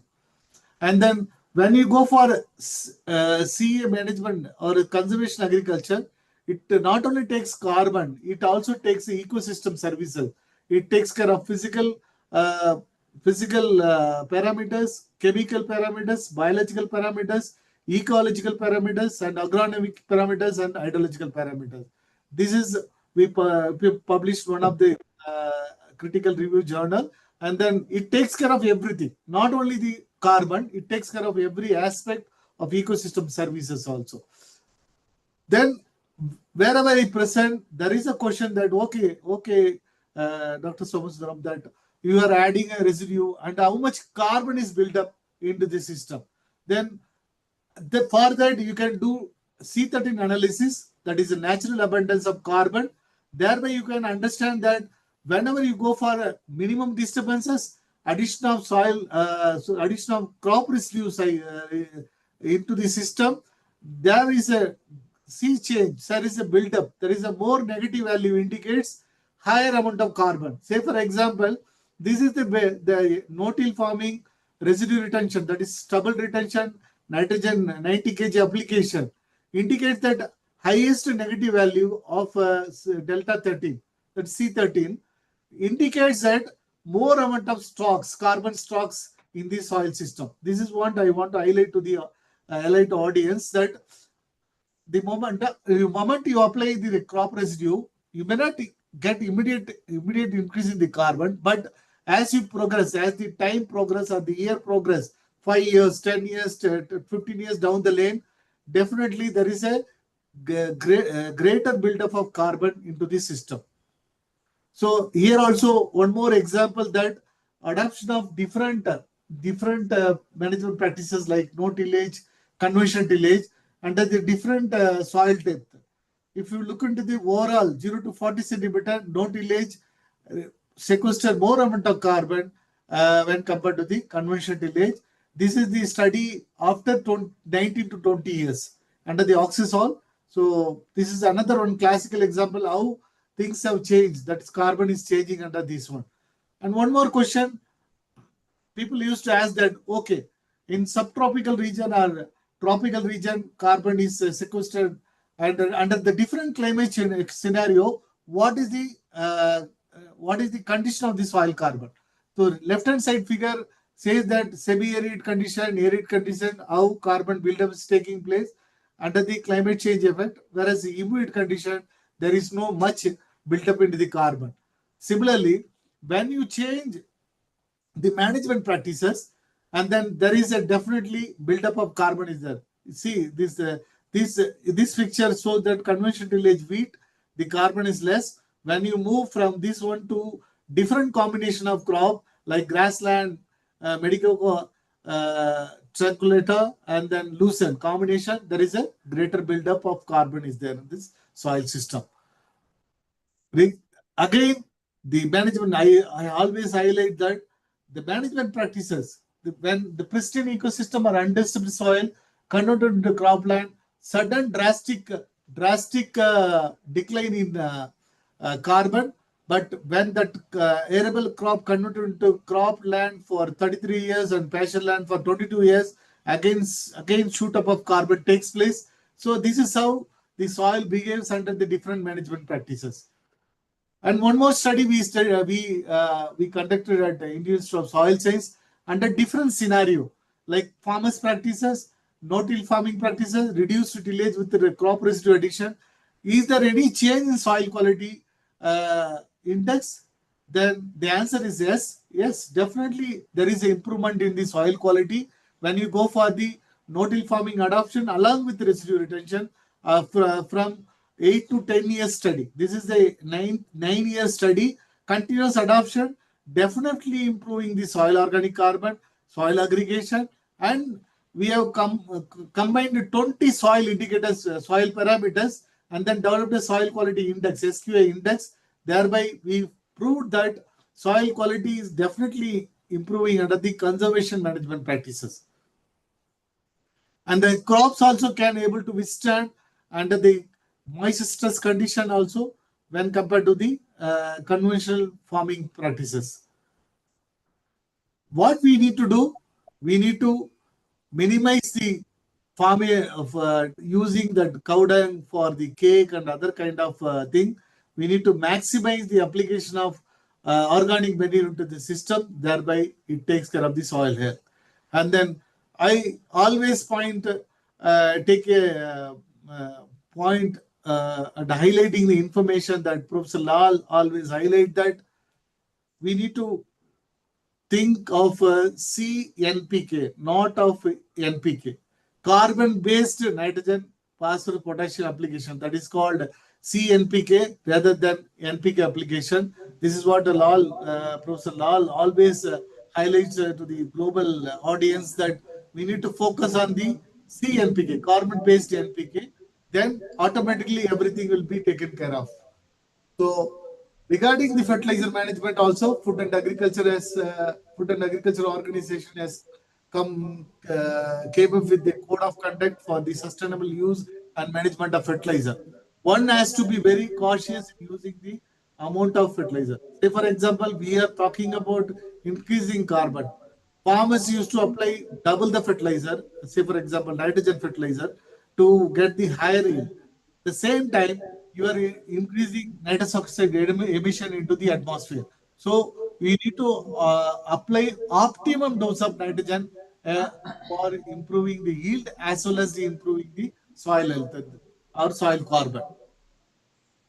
Some of the long-term study also says that combining 100% NPK, nitrogen, phosphorus, potassium, along with the farmyard manure application, there is a improvement in nitrogen use efficiency also across different dominant soils. This is the data generated by the long-term fertilizer experiment LTP at Indian Institute of Soils in Bhopal. So I have taken a help from the project coordinator that this is the data. So 100% NPK along with the FIM. So definitely it is improving the nitrogen use efficiency also. And another study, you go for recommended dose of fertilizer along with the SCCR approach. There is a less emission of carbon footprint, that is a low emission of carbon, and then clean environmental technology and system productivity also getting improved under this system. And one more modeling study we did, and this is also 50-year-old study. When you go for optimal, suboptimal, super optimal, optimum and super optimal plays a major role in improving the carbon. This is a study was conducted by Monty et al. That integrating an NPK along with the FOM helps to build up the carbon. Say for example, wheat we used to apply 120 kg nitrogen, but 155 kg proved better in sequestering the carbon for a wheat crop. So that's what we always recommend, that right source of fertilizer, that is 4R or 5R technique in precise nutrient application, right input, right time, right place, right amount, right manner. It helps to not only save the fertilizer cost and also the optimum use of fertilizer, thereby you are increasing the carbon.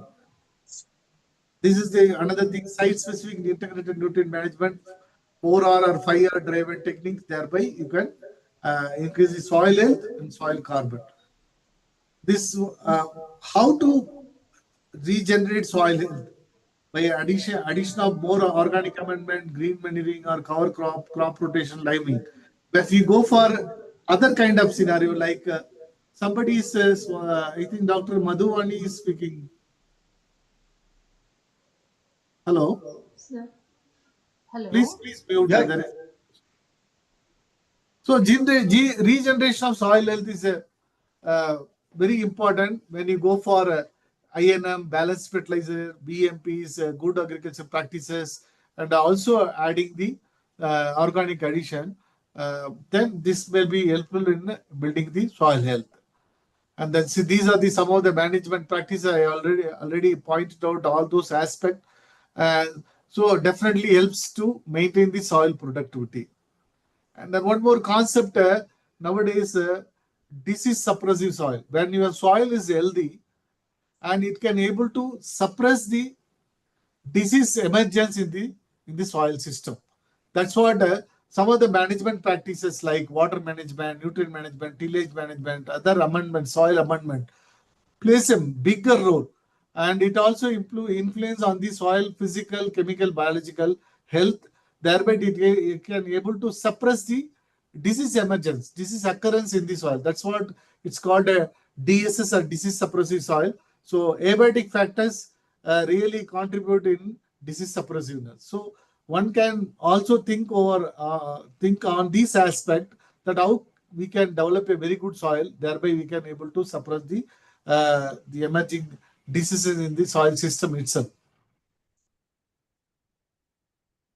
In addition to that, as I was mentioning, that adopting appropriate or location-specific conservation measures like BBF, contour bunds, contour furrows, vegetative barriers, able to retain not only soil retention and also improve the soil health by improving the soil carbon. Sediment retention will be there, and then less runoff and soil loss takes place under these conservation measures. Thereby, it can able to improve the soil health. So this is the study at Nilgiris, the stabilization of bench terrace also for hilly region, and then different grasses and scented geranium have been planted in order to reduce the runoff and soil loss in Nilgiris and hilly region. So some of the technologies I'm sharing already developed by the Nilgiris Research Center, Ooty. So some of the raisers also, tea raisers, bench terrace raisers, you can plant tea plantation, and thereby you can get additional returns of about 6 tons per hectare per year green tea leaves, and then it can able to stabilize the bench terrace raisers also. So this is the location specific technologies for the hilly region, the stabilization of bench terrace. And then in overall, if you look into the review of literature, that adoption of conventional tillage versus the conservation tillage or CA practices, runoff and soil loss is drastically reduced under this system. This is the one of the review we wrote, and then across the South Asian countries, wherever you go for the resource conservation technology or conservation based technology, there is a drastic reduction in the runoff and soil loss.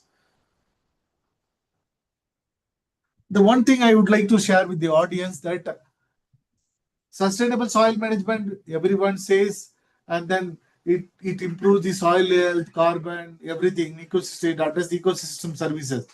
But how to deal with it? It not only on the field level adoption address the things like that. No, it is not like that. It has to be adapted in a comprehensive manner that it educating the student farmers and train agriculture officers, and we need to go for a capacity building that why we need to improve soil health. That should kind of awareness. That's what the World Soil Health Celebration worldwide is being the awareness being spread worldwide to create awareness in the public as well as farming community as well as the student. So then how to assess that measurement, that is a key indicators, interpretation and understanding. This measurement also plays a major role. And then economics, we need to understand that economics of every system, every management system.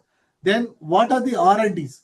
What are the latest tools and techniques we need to go for it? How to address those issues? We need to have a better R&D system also. And then all these things pulled into one aspect like management decision. What should be the management decision, and what are the management decision need to be adopted to improve the soil health and ecosystem services. Thereby, you can assess the impact assessment also. When you adopt the best management practices, what is the impact on that particular system or particular landscape? So then the policy intervention. I always advocate to the farming community policy intervention like say for example, we are advising farmers to go for residue retention. Then they are not getting any incentives for that, like carbon credit or nothing is given to the farmers. Then they are going for the residue burning. So we need to go for the policy initiative. Thereby, farmers gets some kind of incentives to promote their management practices also. To finally conclude my presentation, the future agriculture in the crisis of rapid soil degradation, deterioration of soil health, and declining soil biodiversity. And thereby, we need to promote sustainable soil management practices in order to improve the soil biodiversity, health, and soil sustainability and productivity. And I mentioned that location specific is the need of the hour. Location specific soil and water conservation measures to reduce soil erosion and runoff also, because we takes care of the fertile topsoil loss also. So similarly, site-specific balance and integrated nutrient management, and INM and integrated plant nutrient management modules also. So this is also very much required, and adoption of CA-based, conservation agriculture based, and regenerative agriculture is the need of the hour. and thereby it address the 4 per thousand and as well as the SDGs, Sustainable Development Goals. So as I mentioned, that policy interventions, because farmers are not getting, if they are retaining 1 ton of residue, at least they should get 1,000 rupees, 1 rupees 1 kg. But latest estimate also says that carbon credits, they are getting only 750 rupees for 1 ton of residue. $12 to $15 they are getting. It is coming around 700 to 800 rupees, not even getting 1,000 rupees also. So we need to have some kind of policy initiative, thereby farmers gets encouraged by what they are doing it. The ecosystem services benefits. So similarly, there are also a strong linkage. There is a need for strong linkage to achieve land degradation neutrality by adopting sustainable soil management practices. Finally, I want to thank patron Dr. D.K. Sharma sir and Dr. Atul K. Singh, President, and Dr. Y.P. Singh and T.K. Srivastava, Vice President, and Dr. Rajan and Dr. Sanjay Sriva, Organizing Secretary and Co-Organizing Secretary, for giving this a wonderful opportunity for me to share my experience also with the elite audience. So over to you, Rajan sir.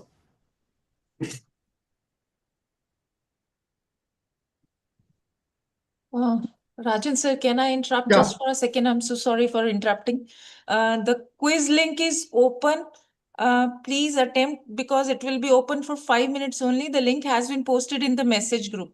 It's for all those who have registered. Keynote speaker चला गया, खत्म हो गया keynote speaker का आ रहा था ना। Hello, क्या बोल रहे हो लोग? Quiz. अच्छा, Ma'am, the link is pasted in that message box. Quiz में पार्टिसिपेट करना है क्या? The link is pasted in the chat box. Yeah, please. Dr. Kohli ji. Also, we have sent give links instruction on to the email also. participants.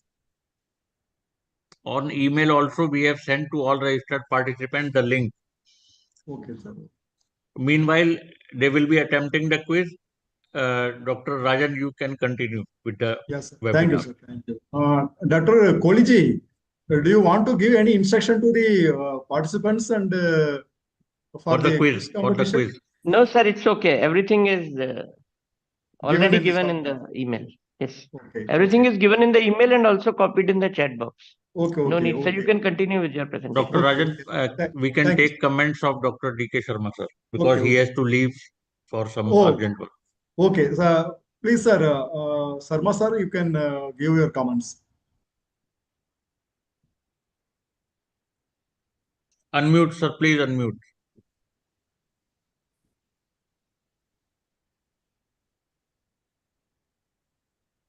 Sir, please unmute.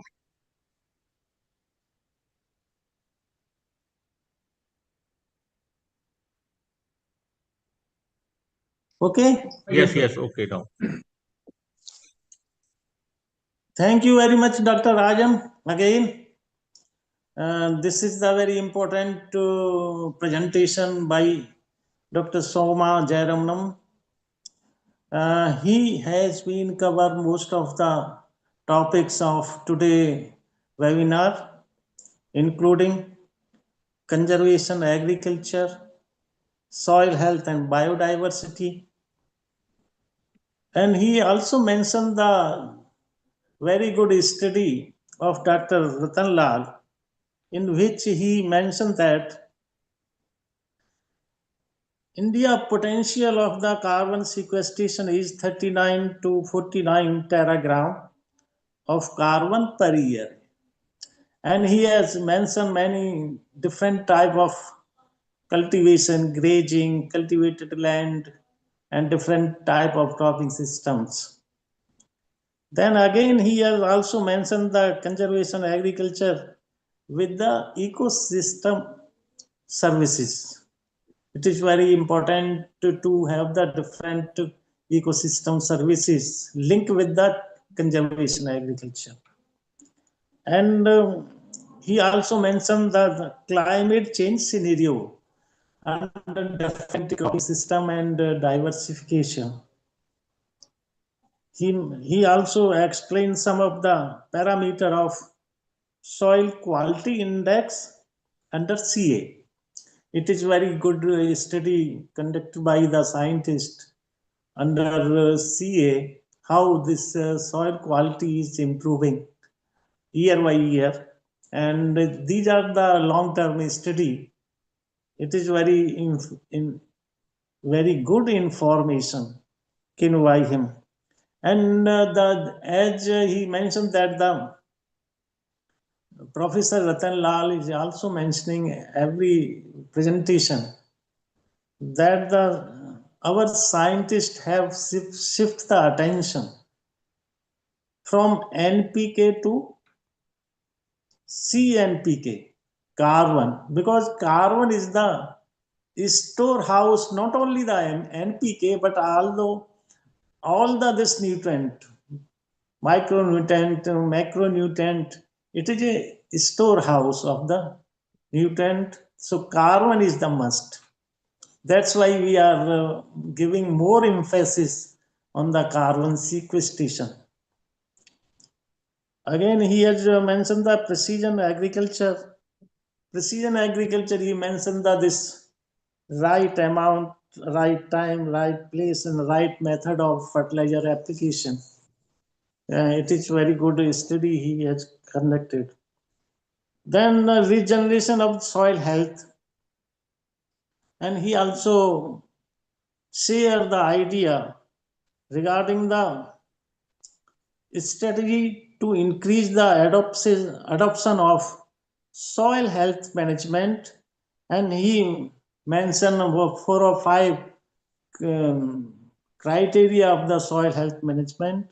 First and most important is the education and training and awareness.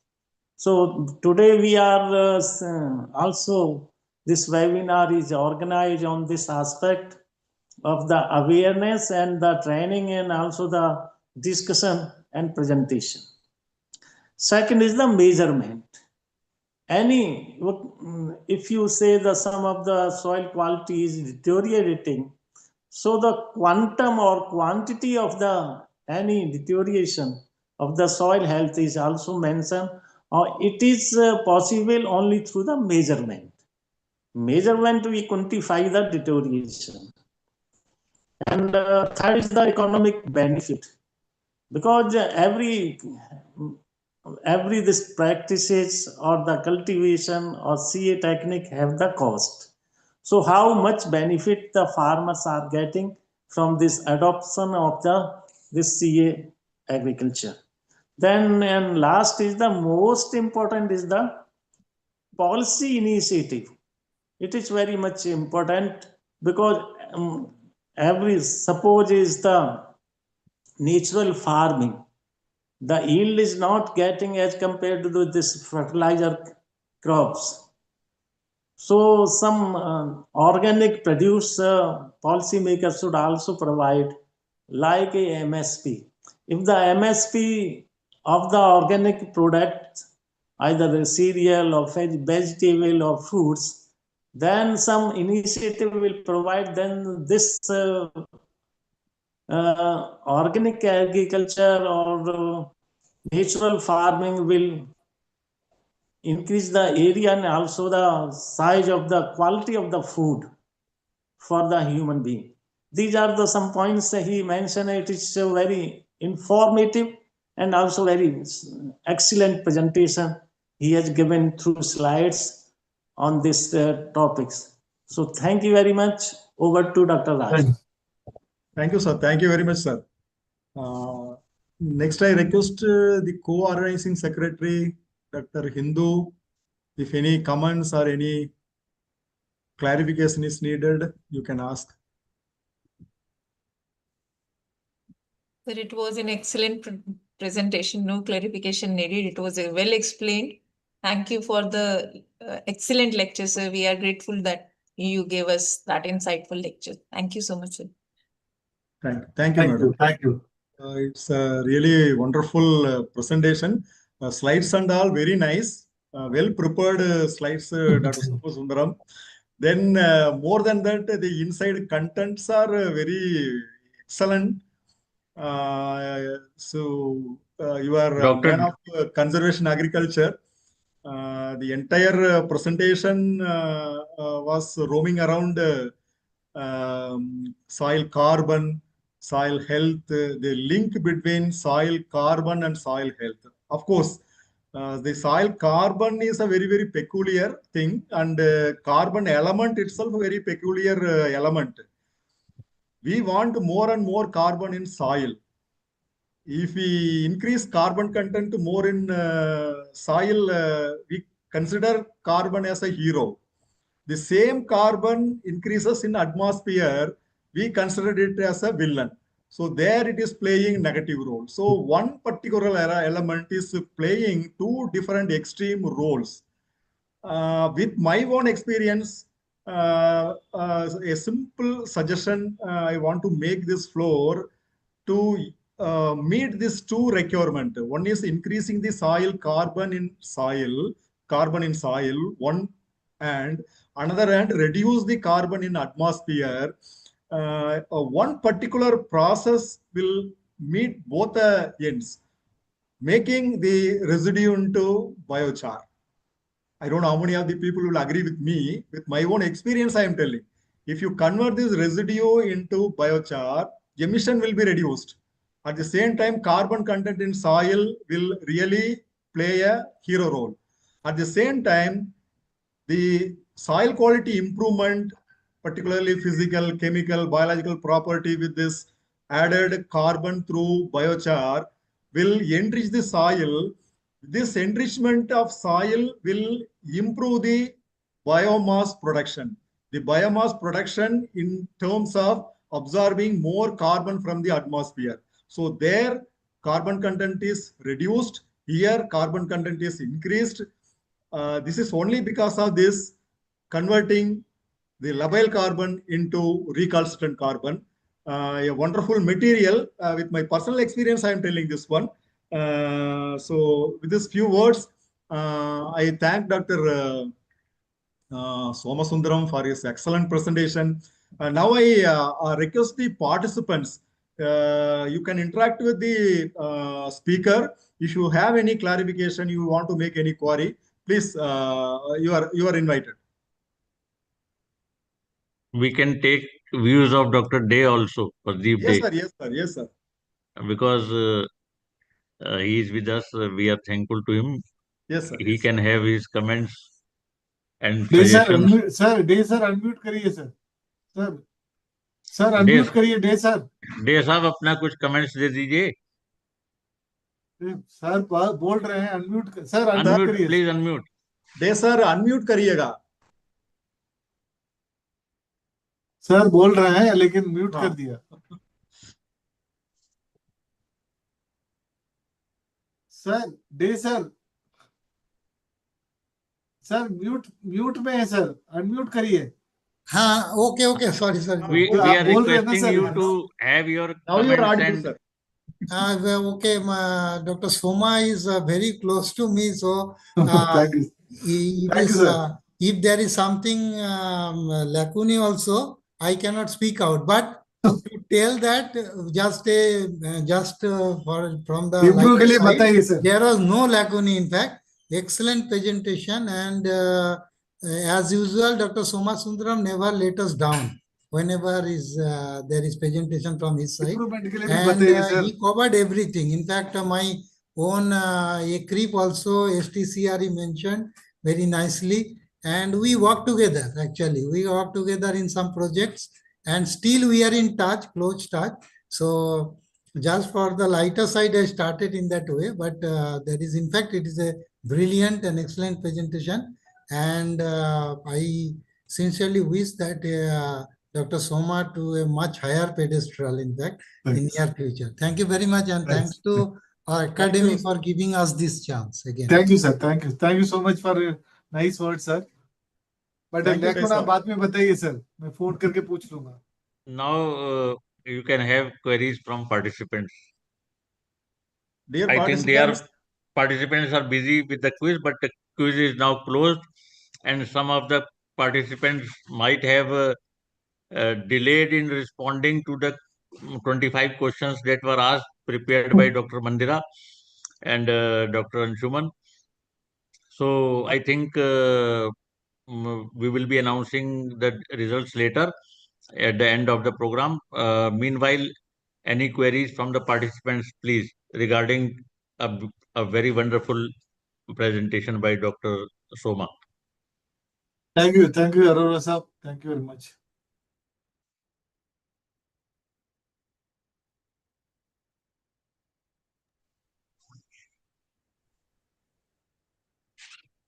I think there is no query from participants. Then we can move ahead, Dr. Rajan.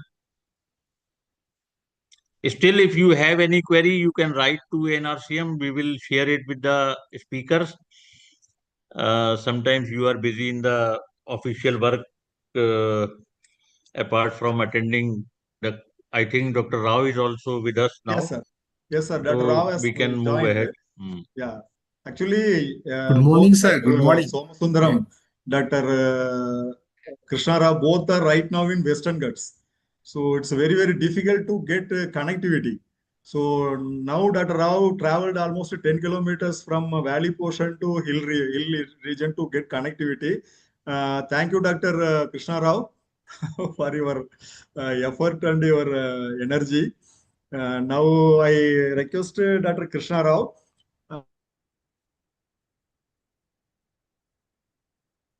Just brief about the speaker, if you have.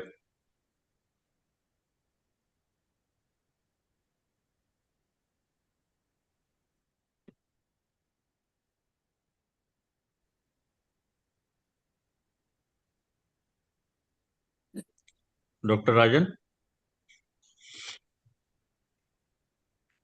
I think Dr. Rajan got disconnected. Sir. Okay, no issues. So we are in the next phase, like after completing 2 keynote speakers, very wonderful presentations to celebrate World Soil Day, and 2 of the soil scientists have delivered their talk, especially Dr. Pradeep Day and Dr. Soma. Now, Dr. Yes. Yes, sir. Disconnected, sir. Sorry. So you please introduce the third speaker, please. Yes, sir. So Dr. Rao, with his first posting at the NEH region, he moved to CTRI Rajamundri. Then he got selected as a senior scientist at our Vasat Center. Then he moved to Krida. There in Hyderabad, he was a director of Valamtari. He served 3 years there. Then he got selected as a head of the research center at Bellary. Right now he is head research center Bellary. He has a lot of credit in research, mainly for soil and water conservation, soil health management, water conservation. He secured many external funded projects from DST, particularly in bamboo project. He published so many papers, awards from ICAR. He has so many laurels in his cap. So now I request Dr. Krishna Rao, the third speaker, to deliver his presentation on soil and water conservation interventions for climate resilient agriculture.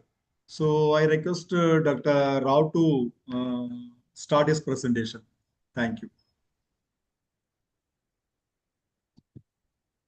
Yeah, thank you very much, organizers, as well as my colleague Dr. Rajan and my Dr. Rajan, Dr. Somasundaram, and Dr. Pradeep Dey sir. So very good afternoon, and I think Dr. Rajan, my voice is audible. Yeah, you are very much audible, Dr. Sir. You can go for slide is also visible. Slide is visible. Go for presentation mode. Okay. Just it is in presentation mode only, na? No, Dr. Sir. You just make it in presentation mode.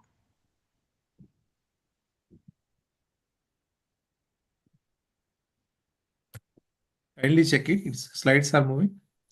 No, Dr. Sir. Okay. You can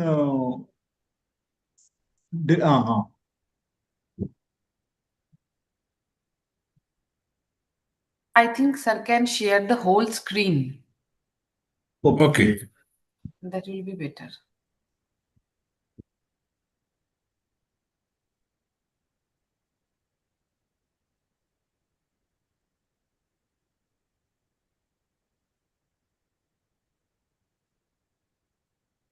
And in your screen, you keep the presentation in slideshow mode.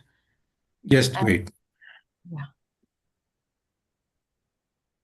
Nowadays, our institute is engaged with consultancy project for PSP projects, pumping station project. So we are a consultant. We are going to different project sites and we are evaluating the region, how the soil and water conservation measures have been implemented or implemented in past. And we are going to give suggestions to reduce the soil erosion and siltation. So with this assignment, they are in field, Dr. Krishna Rao and our team.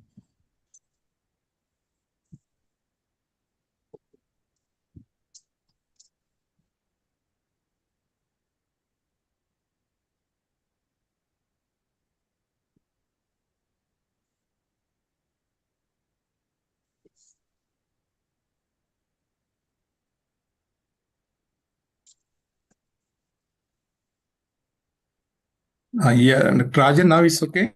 Yeah, it's okay. Yeah.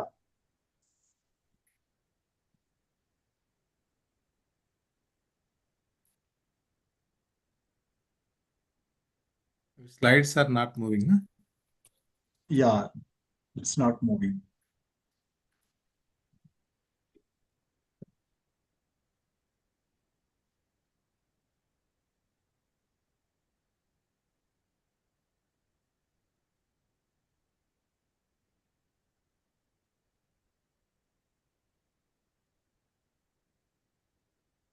It's okay now?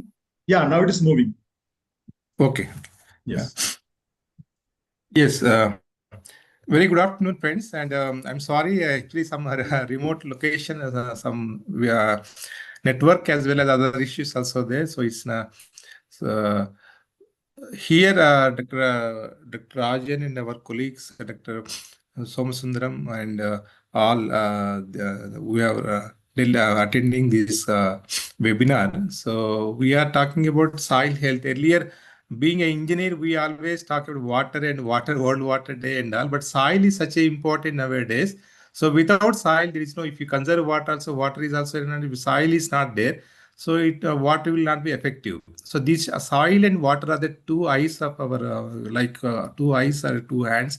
So like these two are going together, then only we can get the benefit of our farming or you can say sustainable farming. So particularly we are going for the our as an Institute of Soil and Water Conservation or NRM, Natural Resource Management Division of ICR and State Agriculture Universities. We are focusing on natural resource management here, soil and soil as well as water, but soil health, particularly our natural farming or organic farming nowadays, there's so much concentration on soil health. So with these soil health management, the practices like soil and water conservation practices, so these are the almost natural practices, but how best these natural practices in a broader scale at watershed scale, and that we will discuss maybe in 15-20 minutes of these practices. And here, particularly if we talk about watersheds, the main region for selecting earlier, how these watersheds has started from the community development programs to shifting to community or area development programs to watershed scale in particularly 1980 onwards.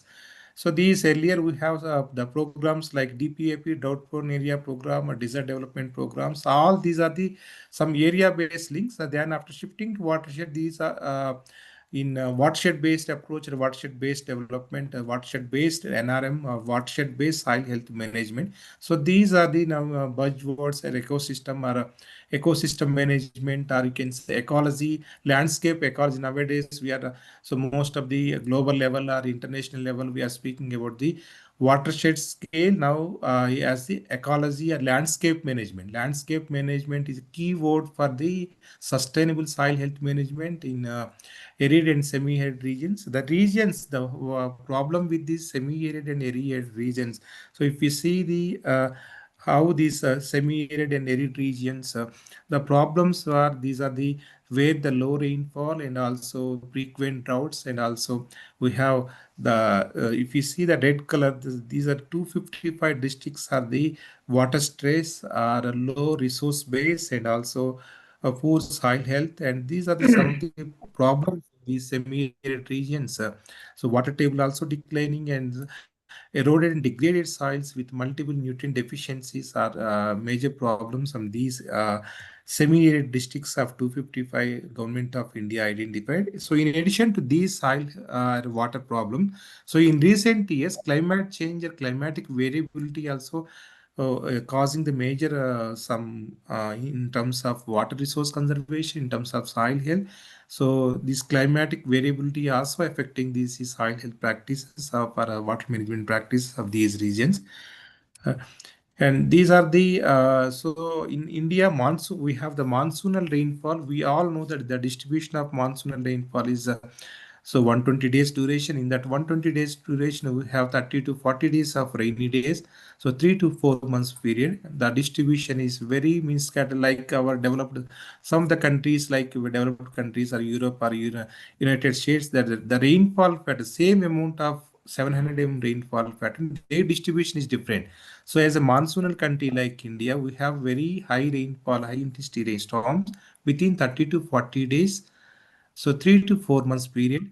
So because of that high intensity storms, so the soils have become the very degraded soil, particularly water erosion and soil erosion degradation. We have almost 125 million hectares of area is the water erosion related or soil erosion related degradation. So that is a major in the world. I think we have the highest area in terms of area wise soil erosion degradation because of monsoonal country and climate change and climatic variability. The distribution of high intensity storms are occurring in the monsoon period. So how best with these problems tackle with the watershed based approach or watershed based soil health management? So we have in the if we take as a watershed as unit, we have arable land as a we have major chunk of watershed is arable land and also non-arable land, or you can say this non-arable land in terms of forest land, in terms of community land, in terms of grazing land. We have drainage line, the stream network in the watershed, and the outlet, we have outlet of the watershed. So these are the different components of watershed. So any soil health management and soil health practices are in terms of particularly the global level. So some of the countries where even KFW or even World Bank or even for Japan, so Japanese Development Bank, so all these Asian Development Bank, and these are the some of the in key in recent years. Even we have also evaluating watershed projects, KFW, soil health. Phase 3 in different states in Tamil Nadu, Maharashtra, and Bihar. So what we are the soil health practice, sustainable soil health practices is the key important. So these soil health practices, how best they are implementing the watershed scale. So these are the some of the as a key components of watershed. We have arable lands, we have non-arable lands, we have drainage land. So different soil health practices, how best we can improve the soil health in this watershed scale or watershed basis. So some of the practices like the farmers are this is a very it's not much involving much cost, particularly if you follow the vegetation based measures or grass based measures. We have different types of vegetations, different types of grasses, forage grasses. So vegetation as a as a field border, as a riparian vegetation, as a grassed waterway, as a contour buffer strip, or vegetative barrier, a filter strip. So these are the some of the so global technologies can be implemented at watershed scales or field level. So to arrest the soil erosion as well as to help the sustainable improve the nutrient status, particularly the runoff. The runoff carrying sediment is the major source of pollution from water bodies. So these runoff also carries along the water so much of soil, so much of nutrients. So if we talk about an average annual soil loss of India, we have 16.5 tons of soil is losing a year. If you consider maybe some areas, it may be 2 tons, it may be 6 tons, some are in 40 tons, particularly in Himalaya states as well as northeastern states. We have so more than 20 tons of soil loss per hectare per year. So this much of soil is going as a loss. At least, okay, so for example, in high rainfall zones, we don't have problem with water. So, but there is soil is losing. So soil conservation, instead of water conservation, their soil is important. Soil erosion is important. So these are the some of the vegetation based, particularly there is a catchment area treatment. So wherever water bodies are there, reservoirs are there. So whatever the soil is, eroded soil is coming to reservoir as a sedimentation of reservoir. So and also this sedimentation causes eutrophication of water bodies, and also this flora and fauna is affecting that. So because of that, soil erosion induces pollution. You can say non-point source of pollution. How best we can tackle with this watershed scale with this different intervention. These are the vegetation-based interventions. Some of the studies we conducted in different centers. So we in croplands as the natural grass filter strips and waterways, also grass to waterways. So these as a vegetative filters, if we take as a vegetative barriers, so some of the prominent grasses, Eucalyptus binata, Dichanthium annulatum. So we have Cynodin ductilum, or we have. So these are the natural grasses depending upon the season. We have.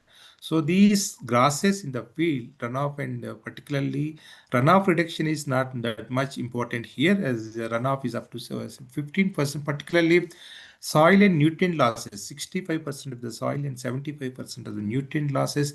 So if you analyze the in one hectare of land, almost 25 kgs of nitrogen and 15 kgs of phosphorus, and again 12 kgs of potassium is we are losing as a nutrient loss from this field. So if you prevent this much of urea, you can minimize requirement. In this much of DAP requirement, we can minimize.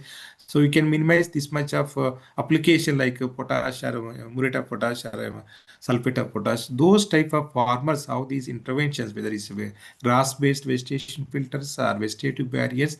So if you, as a farmer, if you analyze, if you put this, okay, you are putting the barriers of this much, so this much of nutrients you can prevent. So in similarly, waterways also, wherever slopes are there. So this from arable land to water is coming to these waterways. So these waterways also can prevent grass to waterways. You promote it. So then 50% of the grass cover can be maintained as a fodder grass, and the velocity of this water, runoff water, and also sediment carrying capacity, sediment can be deposited in the waterways. So from cropland to waterways, this is vegetation based. In forage grasses, nowadays farmers are promoting in our dairy, as we tried NDDB or even other any dairy based industry, they are distributing the forage grasses as a one of the component in fodder production as well as soil and water conservation purpose. Here, some of the grasses like forage grass, paragrass or Guinea grass or Napier grasses. So if these grasses are in field boundaries or field as a, so 30% of the runoff loss can be minimized, and also 60 to 75% of the this soil and nutrient losses, and crop yield 18%. So these are the some of the grasses wherever channels are there, where wetted areas are there, that in those areas that paragrass is one of the important grass, and 50% grass cover can be maintained. So to minimize this soil loss as well as the nutrient losses in this, you can see here how the grasses and in these are the Napier grass in the crop field, cotton crop field. This is the paragrass in the grass to waterways. So these are the different conservation uses arable land. So coming to the one, this is also conservation furrow or contour furrow. This is also well proven technology in particularly in rain-fed regions of semi-arid and arid regions, where conservation furrow and contour furrow. These are the some of the in situ moisture conservation techniques are nowadays green water use techniques in rain-fed regions. So this runoff reduction with these conservation for 52%, soil loss 44%, and particularly green water harvesting, a green water from runoff water to green water you can say green water conversion is almost 80% of the green water conversion will be there. These type of measures in crop fields, up to 30% of the crop field can be increased with the conservation furrow. So mulching, we all know that most of the even so our friends that Aurora, and they are working for that area in Western UP as well as Punjab and Haryana, where paddy residues are burning, and particularly in winter before rabi wheat sowing, all whatever residues are burning now nowadays in southern India. So often cotton crop they are growing for the maize crop. So how best we can incorporate these crop residues in the field, and these crop residues as a mulching or stubble mulch farming. So these natural farming also in southern states, we are promoting the mulching as one of the important component in natural farming, and also crop residues can be used as mulching so that our soil health can be improved, soil microbial content can be improved, and also soil evaporation, water evaporation can be, particularly soil moisture evaporation can be minimized. So these mulching, particularly in terms of soil health and soil conservation is so we have different types of erosions. Are there raindrops, erosion, sheet erosion, reel erosion, gully erosion? If mulching is there, we can minimize. So 90% of the raindrops, splash erosion, and also reel erosion. But mulching is a very effective. But only thing is how this how best we can incorporate crop residues in the field. For example, cotton is there. If you dried cotton, once a complete picking is completed, you can incorporate. It cannot be incorporated in the soil because once it becomes the wood, so it cannot be decomposed. So whenever this in at green, that is crop is that in green stage, or so that type of it can be easily incorporated in the soil. So that is important, and mechanization also. But how best we can wherever, so we have these type of residue incorporation is there. Our mechanization equipment, our particularly our soil rotovators, soil pullers, and all these should be cultivated. So it should be incorporated in the field so that it can be easily. It may be cutting in the as a like in, we have in creed also, we have in maize and all some of the ICR institutions. The residue incorporation tools or techniques are particularly implements has developed. So that also can be promoted as a residue incorporation as a mulching and mulch farming. So this mulching also, some of the literature in soil, particularly soil tillage we published, and mulching can be reduced up to 60 to 80%, and yield increasing 20 to 45%, and runoff 45 to 50% of these are some of the experiment we conducted in broadbed in furrows, ICRISAT as well as CREDA and other some of the ICR institutions. So we tried in broadbed in furrow in systems in particularly rain-fed vertisols. Vertisols, the problem is there whenever excess rains are there. So water, particularly these block soils, waterlogging is there, that it can create quicksand condition, and so it will affect the plant health as well as soil health. So in that type of situations, excess water removal is also important. So particularly in black soils where medium to high rainfall areas where this broadbed and furrow systems has significantly increase the soil health and also crop yields, and reduce the runoff in these fields. But particularly whenever if you high rainfall occurs, these furrows can be act as a drainage, and if low rainfall conditions, these furrows can be active water conservation. So this is a broadbed and furrow one system, and we have one more system. This is the ditch and ditch system, where in particularly in Bellary in black soil regions of semi-arid regions of southern India. So this field ditch system is also important, where ditches can act as the drainage channels like here and furrows. So these are some of the technologies very much suitable to in black soil areas, and where water conservation as well as excess water disposal. So this is a fade row and furrow system. Nowadays, most of the farmers are going for the micro irrigation as a drip irrigation. In the where drip irrigation, to reduce the lateral cost in fade row is one of the important. So not only lateral cost. So particularly if you go follow the fade row system, so it's like conservation approach, and the tillage can be minimized, and also agricultural operations also minimized, and cost of the laterals also. Water also instead of both sides water, if you are following the, if you are applying irrigation water also, this one water you can say 42% of irrigation water. If rain-fed systems also, this fade ray, this furrow, so will act as a conservation mechanism. So this is the if soil health is concerned in watersheds. So most of the watershed programs, either DW, our NWDPRA projects are now PMKSY, either component, watershed component, or in PMKSY more drop or any. So watershed component of PMKSY, burning is important one of the important soil and water conservation practices, particularly in arable land, to help improve the soil health, so soil moisture holding capacity of the moisture holding capacity of the soil, so thereby increasing the crop yields. So different regions bunding, particularly in these Deccan Plateau regions, so starting from Gujarat, Maharashtra, Telangana, Karnataka, so in part of Tamil Nadu, in these areas where bunding is one of the important techniques, either this bunding reducing the runoff by 65% and soil and nutrient loss reduction by 45% and crop yield enhancement up to 30% in different regions. And we conducted in Western Gujarat as well as Maharashtra and also in our Karnataka region also. So bunding in terms of contour bunding, we have particularly compartmental bunding, and depending upon the season, depending upon the area, depending upon the crop. So most commonly contour bundings or field bunds are common, and field bunding and contour bunding, and in these semi-arid regions or semi-arid tropical regions, these enhancing the soil health as well as crop yield. So we have also these palm ponds also, particularly in arid and semi-arid regions. Palm pond for life-saving irrigation with the harvested water with the rain guns. So these are some of the black soil regions in Karnataka.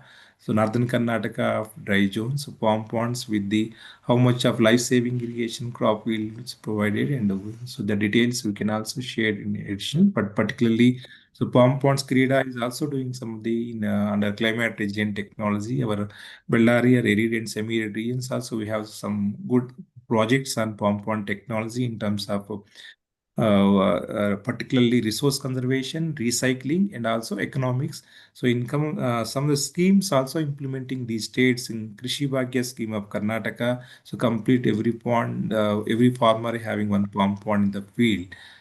So this is the one of the technique in recharging, particularly the Deccan Plateau regions where hard rock areas are there. So dried up wells, we have one of the technologies, particularly in groundwater recharge filters or recharge shaft.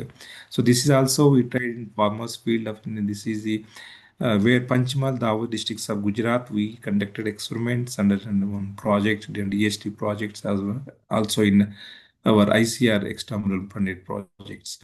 So these are the different near to the well we made these type of technology groundwater recharge shaft.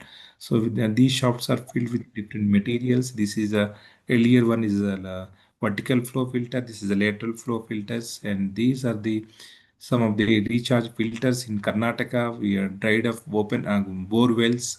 So 5 meter by 5 meter, 1.5 meter, or 3 meter by 3 meter by 3 meter feet.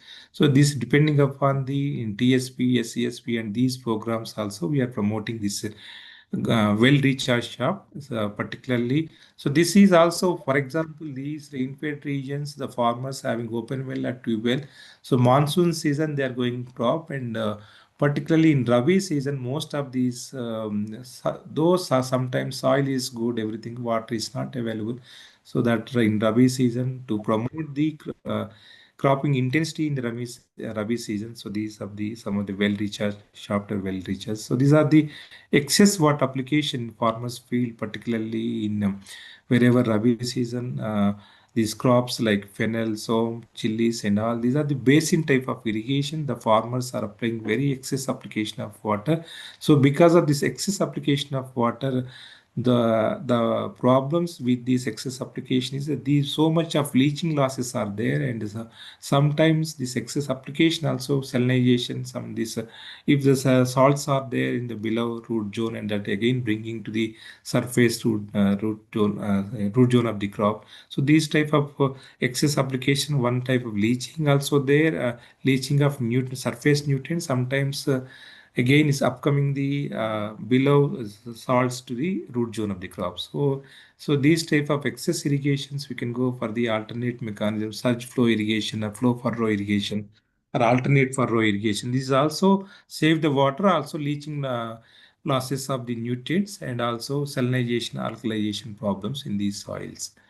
So we have the coming to non-arable lands or non-cultive lands are some of the maybe in terms of ravine lands, in terms of grazing land or community land.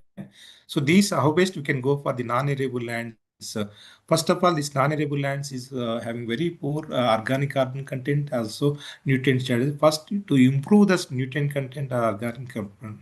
So once if you organic content is improved, nutrient content, so we can go for plantations or these type of. This is the where deep ravine lands are there. Ravines are, we all know that ravine degraded. These are the, so one type of degradation, ravine degraded lands. We have 1 million hectares of area is having degraded ravine lands in the states of 5, 6, particularly UP, Madhya Pradesh, and also Rajasthan, Gujarat. And these are the major ravine state. In these ravine state, we have Mahi ravines in Gujarat and Chambal ravines in Madhya Pradesh and Rajasthan, and Yamuna ravines and MP and UP. So these are the major ravine system. So in these ravine system soils, first of all, we go for the interventions, because see, mechanical intervention, it won't help. So bioengineering based interventions or bamboo based interventions or grass based intervention, constructing a series of like bamboo as a live check dam, and bamboo as with these this bori bunded sandbag structures with bamboo plantations, bunds with bamboo plantation. So these type of bioengineering interventions, first of all, to improve the soil health. So then by plantations, then by productive utilization. So any these type of degradations or degraded soils. So our motive is first to improve the soil health or soil organic content. So then coming to the productive utilization in terms of either natural vegetation or in terms of bamboo based or any this agroforestry based interventions or horticulture based intervention. So these are the how based non-arable lands in watersheds or degraded lands. So coming to the our Karnataka also, we have like these areas, black soil areas, but saline black soils and very these are dry land black soils. Also salinity is a problem. This is some of the phytoremediation based approaches. The Prosopis pallida, Prosopis julifera is very common, but as a productive utilization, Prosopis pallida also we tried. This is a nature based solutions in our particularly dryland black soils. So we have one technology, this pallida based approach to phytoremediation in this degraded soil. So coming to the drainage line treatment structures in watersheds are so different streams. We have so these are the different model watershed we implemented, all these drainage line treatment technologies and all before the implementation, and so after the implementation of the groundwater recharge cropping production. These are the impact of this watershed scheme. So these are the, so this is same thing we just I think I'm completing within 2 minutes. So okay, Daksa. So okay, that's okay. No problem. So this is actually any interventions. We have number of either arable land or non-arable land or drainage line treatments intervention. So the how best we can implement in a cluster-based approach or landscape-based approach or watershed-based approach. So here one of the area in Vikarabad district of Telangana. So the here 3 landscape-based approach. So we tried these 3-4 villages. First, we identify the different streams in these villages. So arable, non-arable land, and drainage line. So in these streams, we took the different interventions, particularly gabion-based structures. These are the gabion-based because these are cost effective because we cannot go for masonry check dam everywhere or entire watershed. So we tried as a gabion based structures near the well. We open wells are there, so we constructed near to the well gabion based structures. So earlier the farmers are going for whatever open wells are there, tube wells are there, so near to the well, so we constructed these type of gabion based structures. So because of these structures, so the water in the open wells has been increased, and so this is the cropping pattern also. Earlier they used to go for the a simple either a single cropping pattern, monocropping in only monsoon season, particularly either red gram or cotton crop. So once the wells, whether tube wells or open wells, the water is available in the post-monsoon season, the farmers have started the cultivation of vegetables, particularly tomato as well as chilies near to the Hyderabad, just for 50 kilometers from Hyderabad market. So they have cultivated, and so the crop. But these type of as a approach, landscape approach, first so our water conservation, soil health improvement, thereby water conservation, thereby agriculture productivity. So, as a nutshell, how these, for example, if soil health is improved, water is available, so automatically the cropping intensity, cropping pattern has been changing, and also the farmers are getting the better return, better income. So, first target soil health, so then water, so then coming to the our cropping intensity, cropping. So this is the our national policies also, whether we have climate resilient watersheds or Prime Minister Krisi Sinchai Yojana. Now we have complete 2.0. So 3.0 also, the focus not only water conservation, the focus should be given soil health. So so we should mention soil health, key soil health practices. Also, we have to incorporate in the watershed schemes or watershed program. In addition to this existing water conservation practices, so the climate resilient practice, resilient soil health practices, we have to ecosystem based approaches, landscape based approaches, we have to incorporate. So these are the earlier in watershed based scales, now we have different impact assessment of watersheds in LRI or even in our reward also. So soil health, LRI based now, LRI also water is also one of the component we have to add it, LRI with the water and LRI with the, so these are the points where we have, you see how the siltation is occurred. The silt also can be removed from the pond for effective utilization for the crop.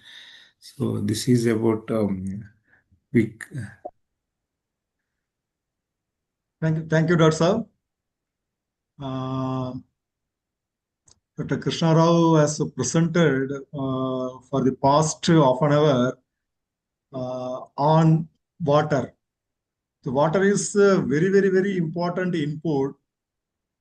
The other inputs are getting benefit. I think, sir, Sanjay sir, I think D.K. Sharma sir is here, sir. Yeah. Oh. Okay, then I request our pattern Sharma sir to comment on the presentation. Can you hear me? Yes, sir. Yes, sir. Yes, sir. Can you hear me? Yes, sir. We are hearing. Okay. Please, sir. Go ahead, sir. Okay. A very excellent presentation by Dr. B. Krishna Rao on soil and water conservation interventions for sustainable soil health. He has covered most of the measures and also the suggestions or the methods for soil and water conservation measures. And he mentioned that total 255 districts are the problem of soil and water losses, and also because of the climate variability. If you look the data of monsoon or rainfall pattern, then last 30 years it has been changing. Total amount of rainfall is not changing much, but the intensity of the rainfall is changing. The last year you mentioned in the hilly areas also, and also the other area also, because of the changing of climate variability, this has been changing very much in this area. Now, most of the rainfall occupy, he mentioned, 30 to 40 days distributed 3 to 4 months. And the watershed based soil management, he also mentioned the 4 key components of the arable land, agricultural land, and also the different sport land in watershed management. देखते हुए चलेंगे। Okay, हाँ भाई। can you hear? Hello? Yes, Yes, sir. sir. We are hearing, sir. We are hearing. Yes, sir. Okay, then different method of water sand management he mentioned in the first is the vegetation and grass based measures, and he mentioned that the total losses of runoff losses was 15% and the soil losses were 65% and the nutrient losses was 75% because of the heavy monsoon or rainfalls and other conservation practices. He also shared the presentation like the forage grasses, paragrasses, napier grasses, and also the contour furrow and conservation furrow. And he also shared the some of the presentation on the stubble mulching, and mulching is also reduce the runoff losses of 45 to 60% and soil nutrient loss by 60 to 80% and increase the yield of the crop 24 to 45%. Again, he also mentioned that the grounded band and furrow method in vertisoil, he also compared the different cropland. This yield was increased 30% and runoff losses was reduced to 35%. Again, the measures is pair row furrow system and field contouring bunding. And he showed the data regarding the 65% runoff can be reduced and 45% of the soil and nutrient losses we can reduce and yield increase by 12 to 30%. And then next, this conservation measures were the farm pond. Excess water can be stored during the rainy season, and this water can be utilized in the Rabi season for this water saving irrigation is because of the water stored. So Rabi season it can be utilized life saving irrigation. Then again the groundwater recharge. He also mentioned the different material and also the different filter. How best we can use this farm groundwater recharge. And because of the groundwater recharge, the cropping intensity has been increased from monocrop to double crop. And both the crop during Rabi and Kharif season, farmers can be growing. Then again, this all presentation based of the arable land and other non-cultivated land or non-arable land. He have also have the some of the presentation ravines. Ravines in UP is the Yamuna ravines and Chambal, Rajasthan, and also the some ravines is the Gujarat. And then dryland, the sulfate soil, he showed the slides on how can it will improve this crop yield and reduce the runoff and increase the crop productivity. Soil health, water and cropping intensity is the major thrust area of the soil water conservation measures. And he mentioned all these all with the support of the different data and also other slides.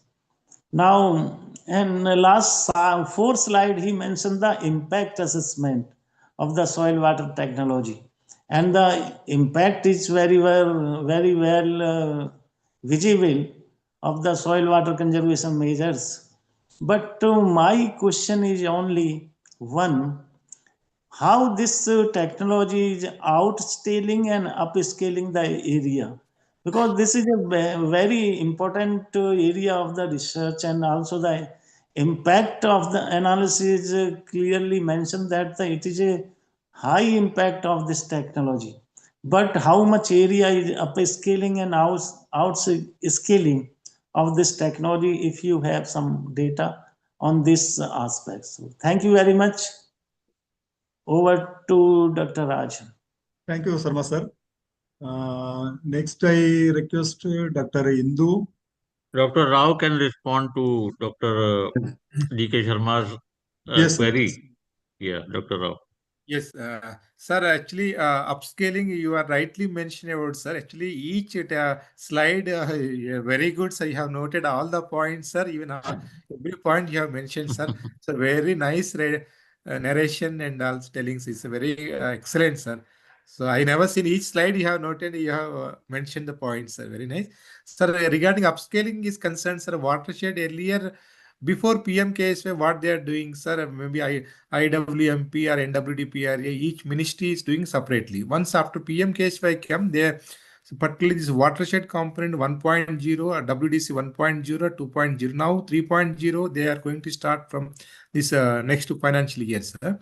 So upscaling is a problem, sir, particularly watershed, okay, piecemeal, some districts, some watershed, some selecting, but as a holistic approach, sir. So now Government of India, Ministry of Agriculture as well Ministry of Rural Development, so recently conducted one, both the cabinet, both the ministries are same minister, sir. So Chauhanji has conducted one recent meeting in yeah, Guntur, sir. So here upscaling, sir, particularly upscaling, we have to go for the national level in large scale program with the Department of Rural Development and Ministry of State Agriculture Department, sir.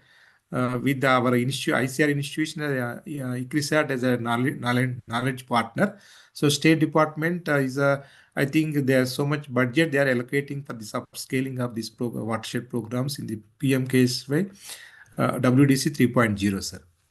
Okay, very good. Thank you, Dr. Rao. Dr. Indu. Any comments from participants as well as? Next, we'll move to participants, sir.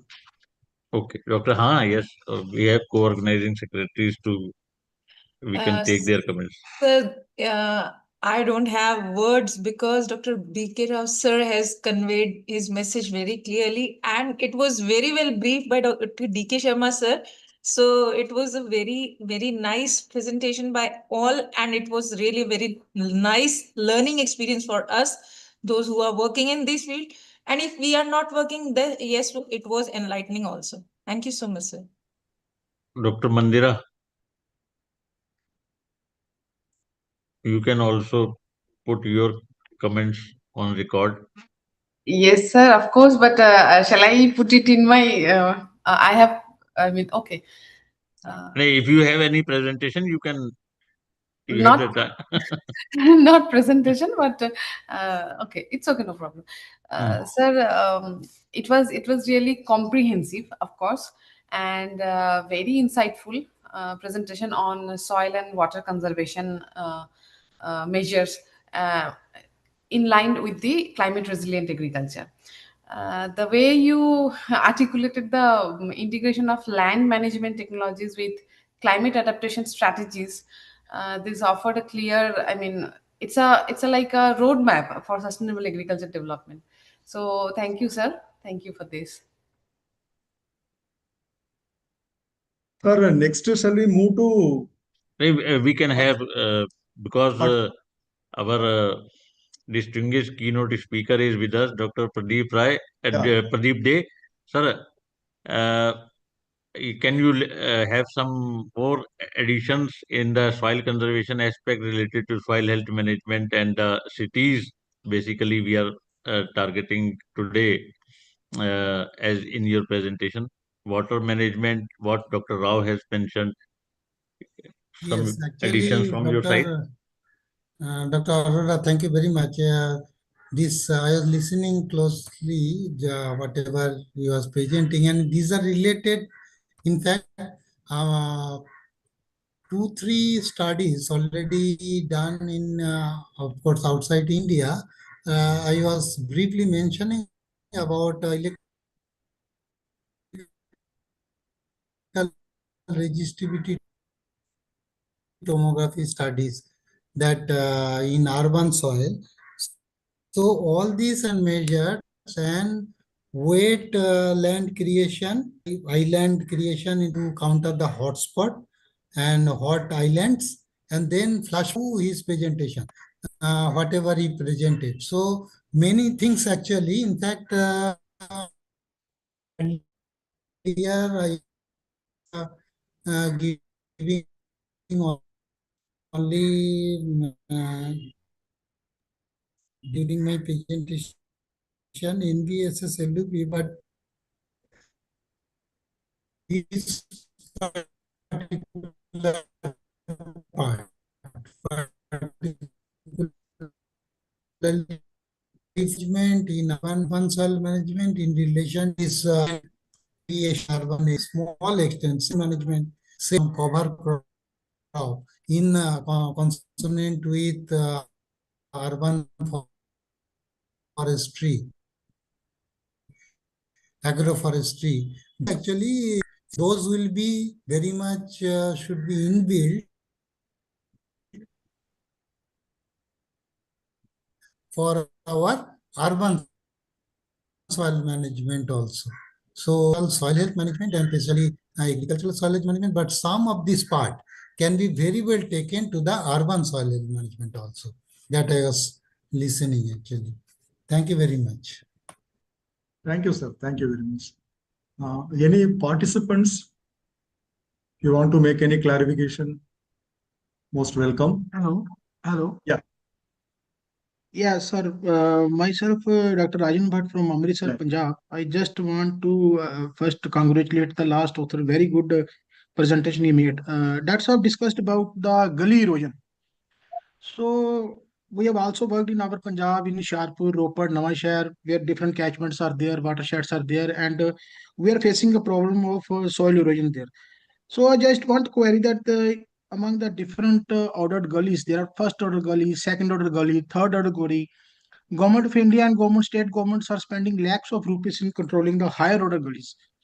So we have handled one project, and I just want to his comment that we have come out with the suggestion that it's important not to spend lakhs of rupees in higher order gullies. Rather, we need to tackle the lower order, rather first order gully, where we can tackle them with the easily with the help of the spade. So I just want his comment that is it our findings are okay that we can go for the control of the first order gullies rather than the higher order gullies, because the first order gullies are the main culprit who collect the water from each and nook and corner of the catchment and convey it to the higher order gully, and then it intensifies. So I just want his comments on this aspect that our finding is that we need to control the first order gullies. That's from my side. Dr. Rao? Yes. Yeah. So it's a very good finding. Actually, even my observations also like that. So I don't know exactly coinciding with your study and all. For example, any watershed program or gully control program or silent water conservation program. So we get some funds or maybe 1 crore fund or 2 crore fund of this much of area. So what as a engineer or even our implementer or any other person is silent one. So they will go for bigger order streams because so one is why they will choose a bigger order because easy if you can stop 10 check dams. If you take first order, second order, so you have to construct 100 check dams. 100 means gully control structures. So in that case, so many either not only our government, our even institutional research in organizations, many state government, they will go for higher order. So what they will say first, because higher order easy to identify the locations and also easy to implement. But as a reality, ground reality is, so if you control the first order, second order, third order, so then only that higher order, whatever if you make construction, that is effective. So as a even our watershed programs also, even NABARD also, any other programs we suggesting based on our recommendations also we are using. So first you go riverine areas or degraded lands, you go for the land area treatment first, then the first, second, third order streams. Okay, higher order for many departments are there, like water resource department is going for after third order. Maybe at least our rural development department as well as agriculture department should concentrate up to third order, first, second, third order streams. So it's a very good finding. So you can recommend even our DOLR as well as any other ANC. So it's a good conclusion, good recommendations, I feel. Sir, actually, we have observed that check dam which is installed in the main gully, earlier than the check dam, the water could pass very calmly. But when check dam is there, that check dam is got silted up within 4 to 5 or 6 years. So then water will have potential energy of the height of this check dam, and then it will cause more damage than earlier installation of check dam. So it is our finding, sir. Yeah, it's for example, if you are not treating the lower orders, if higher order, if you are constructing check dams, within first 2 years, all it is built up, and also is the purpose which constructed, it won't serve. Yes, sir. Thank you, sir. Dr. Rajan, you should, Rajan Bhatt, you should Yes, sir. open your video because Dr. Rao should recognize you, what wonderful work you are doing in the Shivalik Hotels, and recently you have been promoted as professor at PAU. No, sir.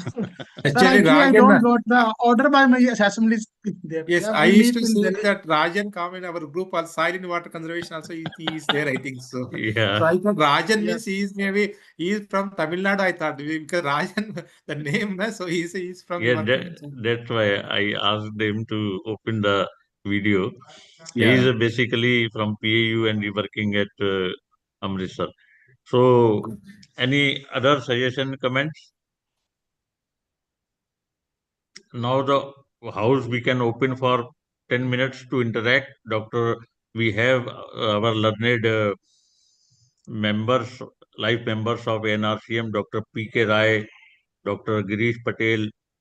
They can have their views on this because we are celebrating World Soil Day. Everyone, because we have good presentations. Now, your views are also beneficial for the participants. Good afternoon, sir. Yeah, good afternoon. Excellent presentation of all the speakers and on the base of soil fertility improvement and the water harvest technologies. It is great job to your institute and all the participants as well as the speakers is well silent and excellent work on the soil health for particularly global warming condition.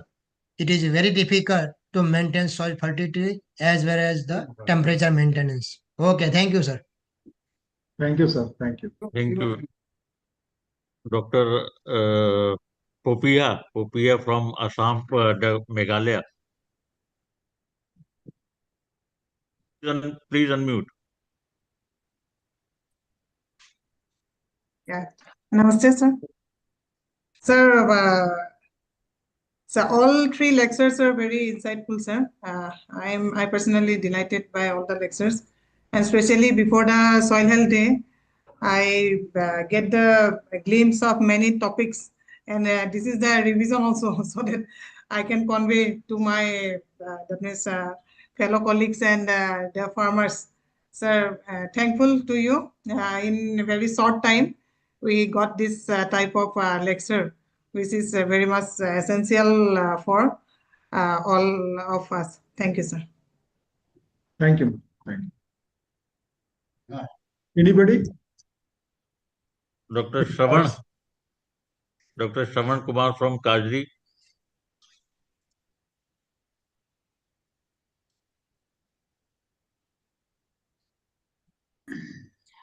Dr. Jha.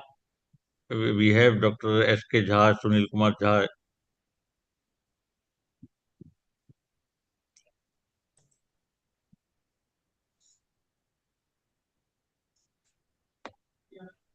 Sanjay, sir. Dr. Pankaj Srivastava. Dr. Jha is there. Yes, Dr. Jha, your comments and your World Soil Day and the theme. No, it was a nice presentation, and it was really very informative because many things the participant could know about soil and all the carbon and basically it was very nice presentation. All the presentations were very nice. Thank you. Thank you, sir. Thank you.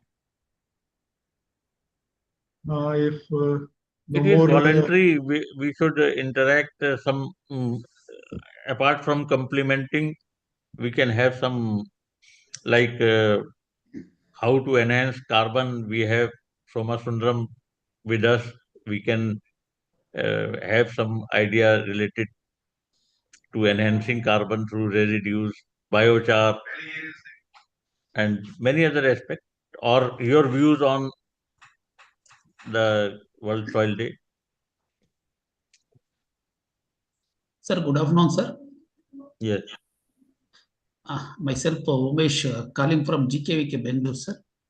Okay. Sir, this is a questions to Pradeep say, sir. Okay. Sir, regarding the urban soil, sir, once the land is or the soil is permanently sealed, to what extent chances are there for de-sealing?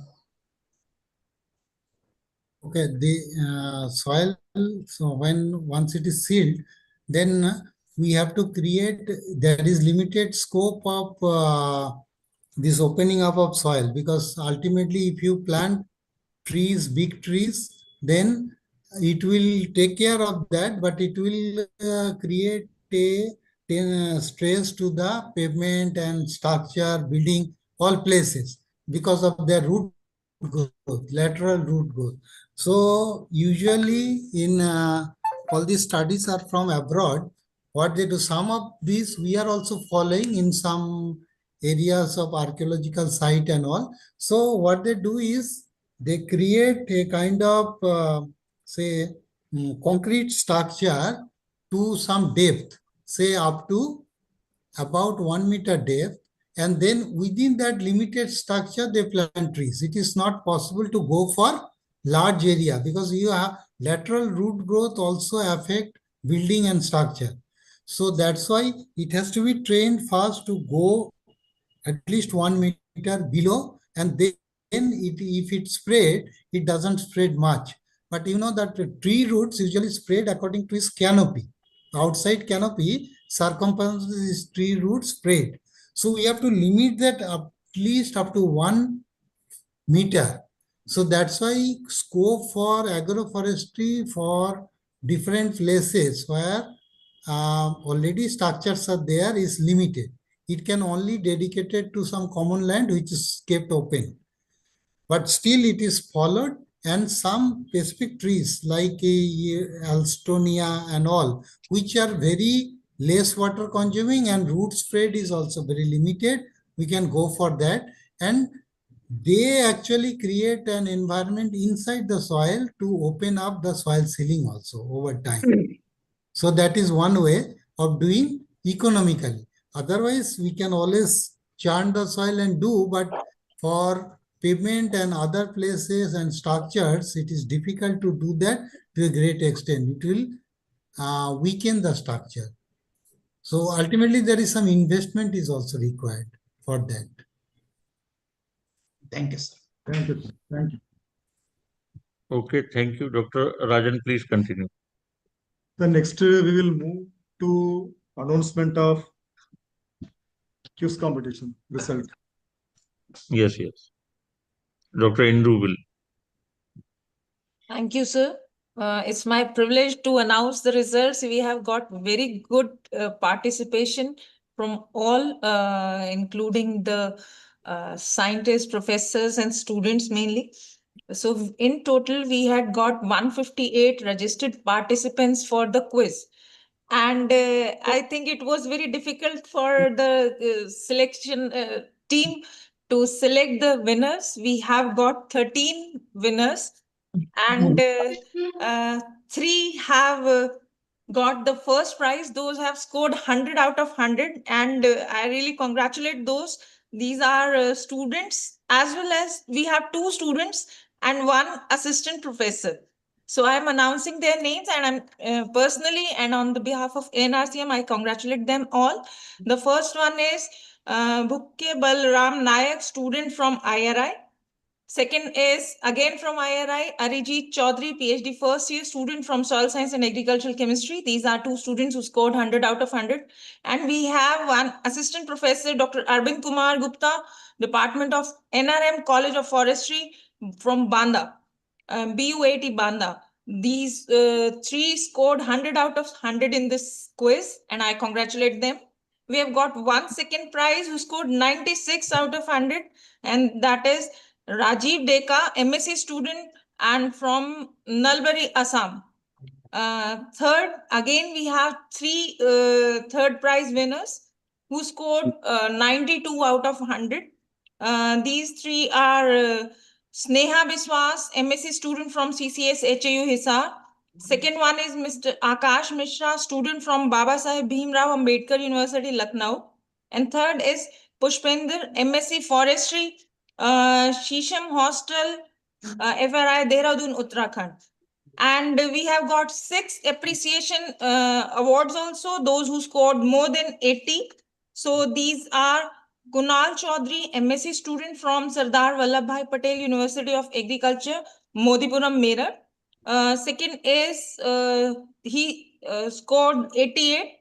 Dvijit Sharma, MSc Soil Science from SVPUAT Meerut, scored 88.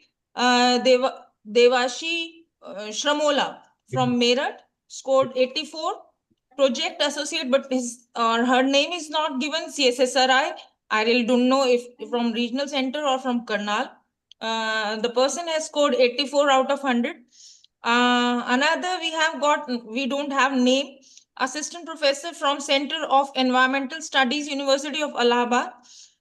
He also got appreciation certificate, and we have the last certificate for Pooja from RLBCAU, who scored 80 out of 100. We congratulate them all. And I also thank Dr. Anshuman Kohli and Dr. Mandira Burman, who arranged and who prepared this e-quiz to get it done by students. Thank you all. Thank you, ANRCM, for giving me this opportunity. Thank you.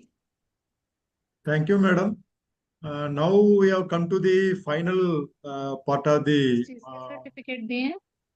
yeah. नहीं तो certificate किस चीज के दिए हैं? अच्छा, quiz में आपने भरा था? That's a personal talk. Okay. Yeah. Okay. Okay. We reached the final stage of the celebration and national webinar. Now I request Dr. Mandira Burman to propose a vote of thanks. Thank you, sir. So, as we celebrate this World Soil Day, it's a global initiative to recognize the role of soil, we all know, in sustaining life, ecosystem, and food security. So, today's program has reminded us once again the urgent need of protection or to restore our soil resources. So, it is my privilege and pleasure to propose the vote of thanks on behalf of the organizing committee of this national webinar on World Soil Day organized by ANRCM Lucknow. First and foremost, I extend my heartfelt gratitude to our patron, Dr. D.K. Sharma sir, former director, ICAR, CSSRI, Karnal, for gracing the occasion with his presence, inaugurating this program and inspiring us with his insightful inaugural address. Sir, your continued guidance has always been a source of strength for us. I sincerely thank our distinguished keynote speakers, Dr. P. De, Director, ICAR Atari, Kolkata, for his thought-provoking and visionary talk on urban soil governance framework for India. Your comprehensive insights into the challenges and opportunities of managing soil health is rapidly expanding urban landscapes have broadened our understanding of how soil stewardship must evolve in the face of urbanization. And your emphasis on integrating policy planning and community participation is truly enriching, sir. Thank you, sir. Our next speaker is Dr. J. Somasundaram, Head, ICAR, IISW CUT. I thank you, sir, for delivering an outstanding lecture on sustainable soil management for soil health, carbon sequestration, and climate change mitigation. The scientific clarity which you explained about the soil carbon climate nexus, along with the practical pathways for strengthening the soil resilience, was deeply appreciated.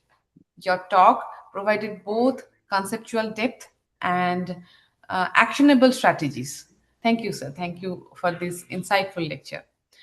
Next is our next speaker was Dr. B.K. Rao, sir, Head IISWC Ballari, for his excellent lecture on sustainable soil management, carbon sequestration, and climate change mitigation. So providing both clarity and practical direction. Your message on enhancing resilience and long-term sustainability was highly valuable for all the participants. Our heartfelt thanks to all the keynote speakers for accepting our invitation and contributing so meaningfully to this webinar. Thank you, sir. I extend special thank to Dr. Sanjay Arora, sir, Secretary ANRCM, for initiating the webinar and providing continuous encouragement for this program. My sincere appreciation goes to Dr. K. Rajan, also organizing secretary, for his dedicated leadership and seamless coordination throughout the event. Sir, your meticulous planning has been, it is the central to the success of today's program. Thank you, sir. I also thank Dr. Indu Chopra, co-organizing secretary, and Dr. Anshuman Kohli from BAU Sabor for conducting the e-quiz specially and managing the quiz evaluation process smoothly. A big thank to all the participants, students, researchers, academicians, and professionals who joined us from across the country today. Your active engagement, then thoughtful questions and enthusiastic presence added immense value to this webinar. Finally, I acknowledge the support of the entire ANRCM team, technical staff, and volunteers who worked behind the scenes to ensure that the program ran flawlessly. Once again, thank you all for making this World Soil Day celebration meaningful and impactful. So let us continue working together towards the mission of healthy soils. Thank you, sir. Thank you very much. I thank co-organizing secretaries Dr. Mandira Burman and Dr. Indu Chopra for their coordination and cooperation for the successful completion of this national webinar on the occasion of World Soil Day. Thank you, and special thanks to Sanjay Arora sir for all the guidance. This success is backed by Dr. Sanjay Arora sir only. Thank you very much, sir. Thank you, sir. Thank you, Dr. Rajan. Thank you, sir. Thank you, everyone. And the entire team, the Thank you, experts, Dr. D.K. Sharma, who is continuously with us. Academy. We are thankful to all the participants, life members of the Society Academy, and those who are not members, they can join. We are ready to be the means. You should be a part of the family. We are working in coordination with our members so that we can create awareness, interact with the intellectual people around us. So it will be good opportunity. Dr. A.K. Singh, our president, is very enthusiastic in doing all the kind of activities we are organizing in the whole year, and this is our last event for this year. And on 18 to 20 February, we are organizing second national conference at Sabor. So thank you, Dr. Rajan, Dr. Mandira, Dr. Indu, for making this webinar successful. Dr. Pradeep Dey, always with us from starting from Indian Society of Soil Salinity Water Quality. He was the key behind that society also. So now he is supporting us. So I think our society or activity will be more enhanced with his presence. Dr. Soma Sundaram, very good presentation. I think many of the young fellows have enjoyed it. And Dr. B.K. Rao, my friend from Gujarat, earlier we worked there. He was in Vasad and I was in Bharuch. So very good presentation. And Dr. D.K. Sharma, we cannot describe his patience and his intellect.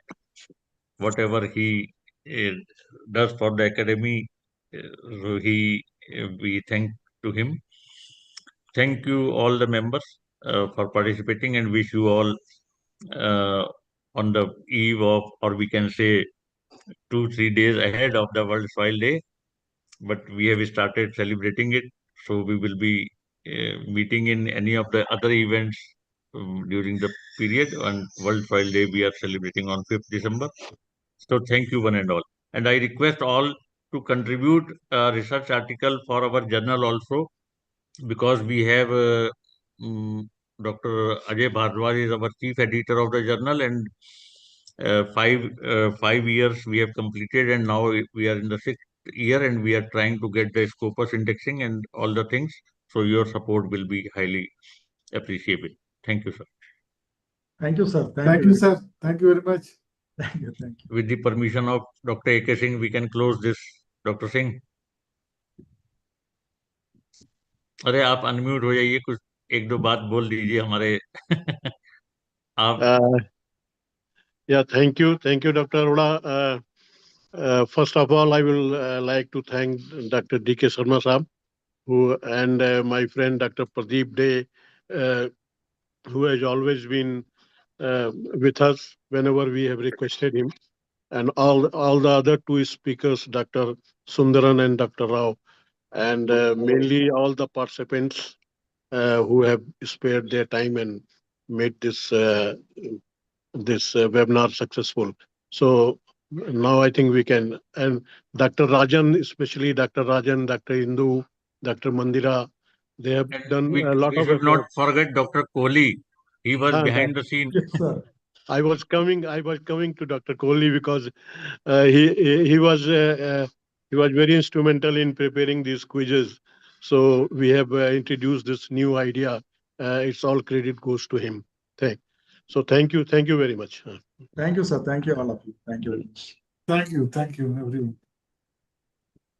We have put the Thank you so much. put the brochure of second national conference of at Sabor in the chat box. You can download it from the link provided there, and we will also share on the email also. But we request you to participate.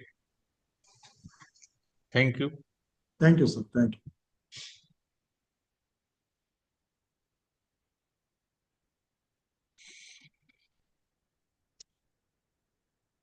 Okay, sir. Thank you. Okay, namaste. Thank you. Namaskar. Wali sahab, namaskar. Namaskar, sir. Aapko namaskar.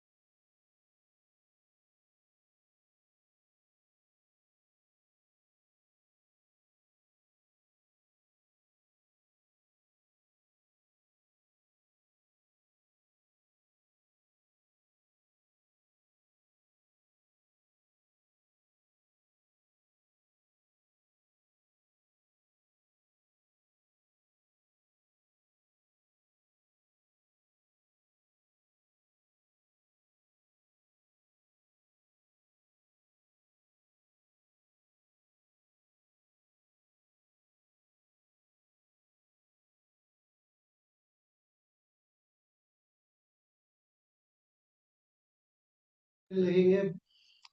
अरे doctor श्रवण, अभी जुड़े हुए वो।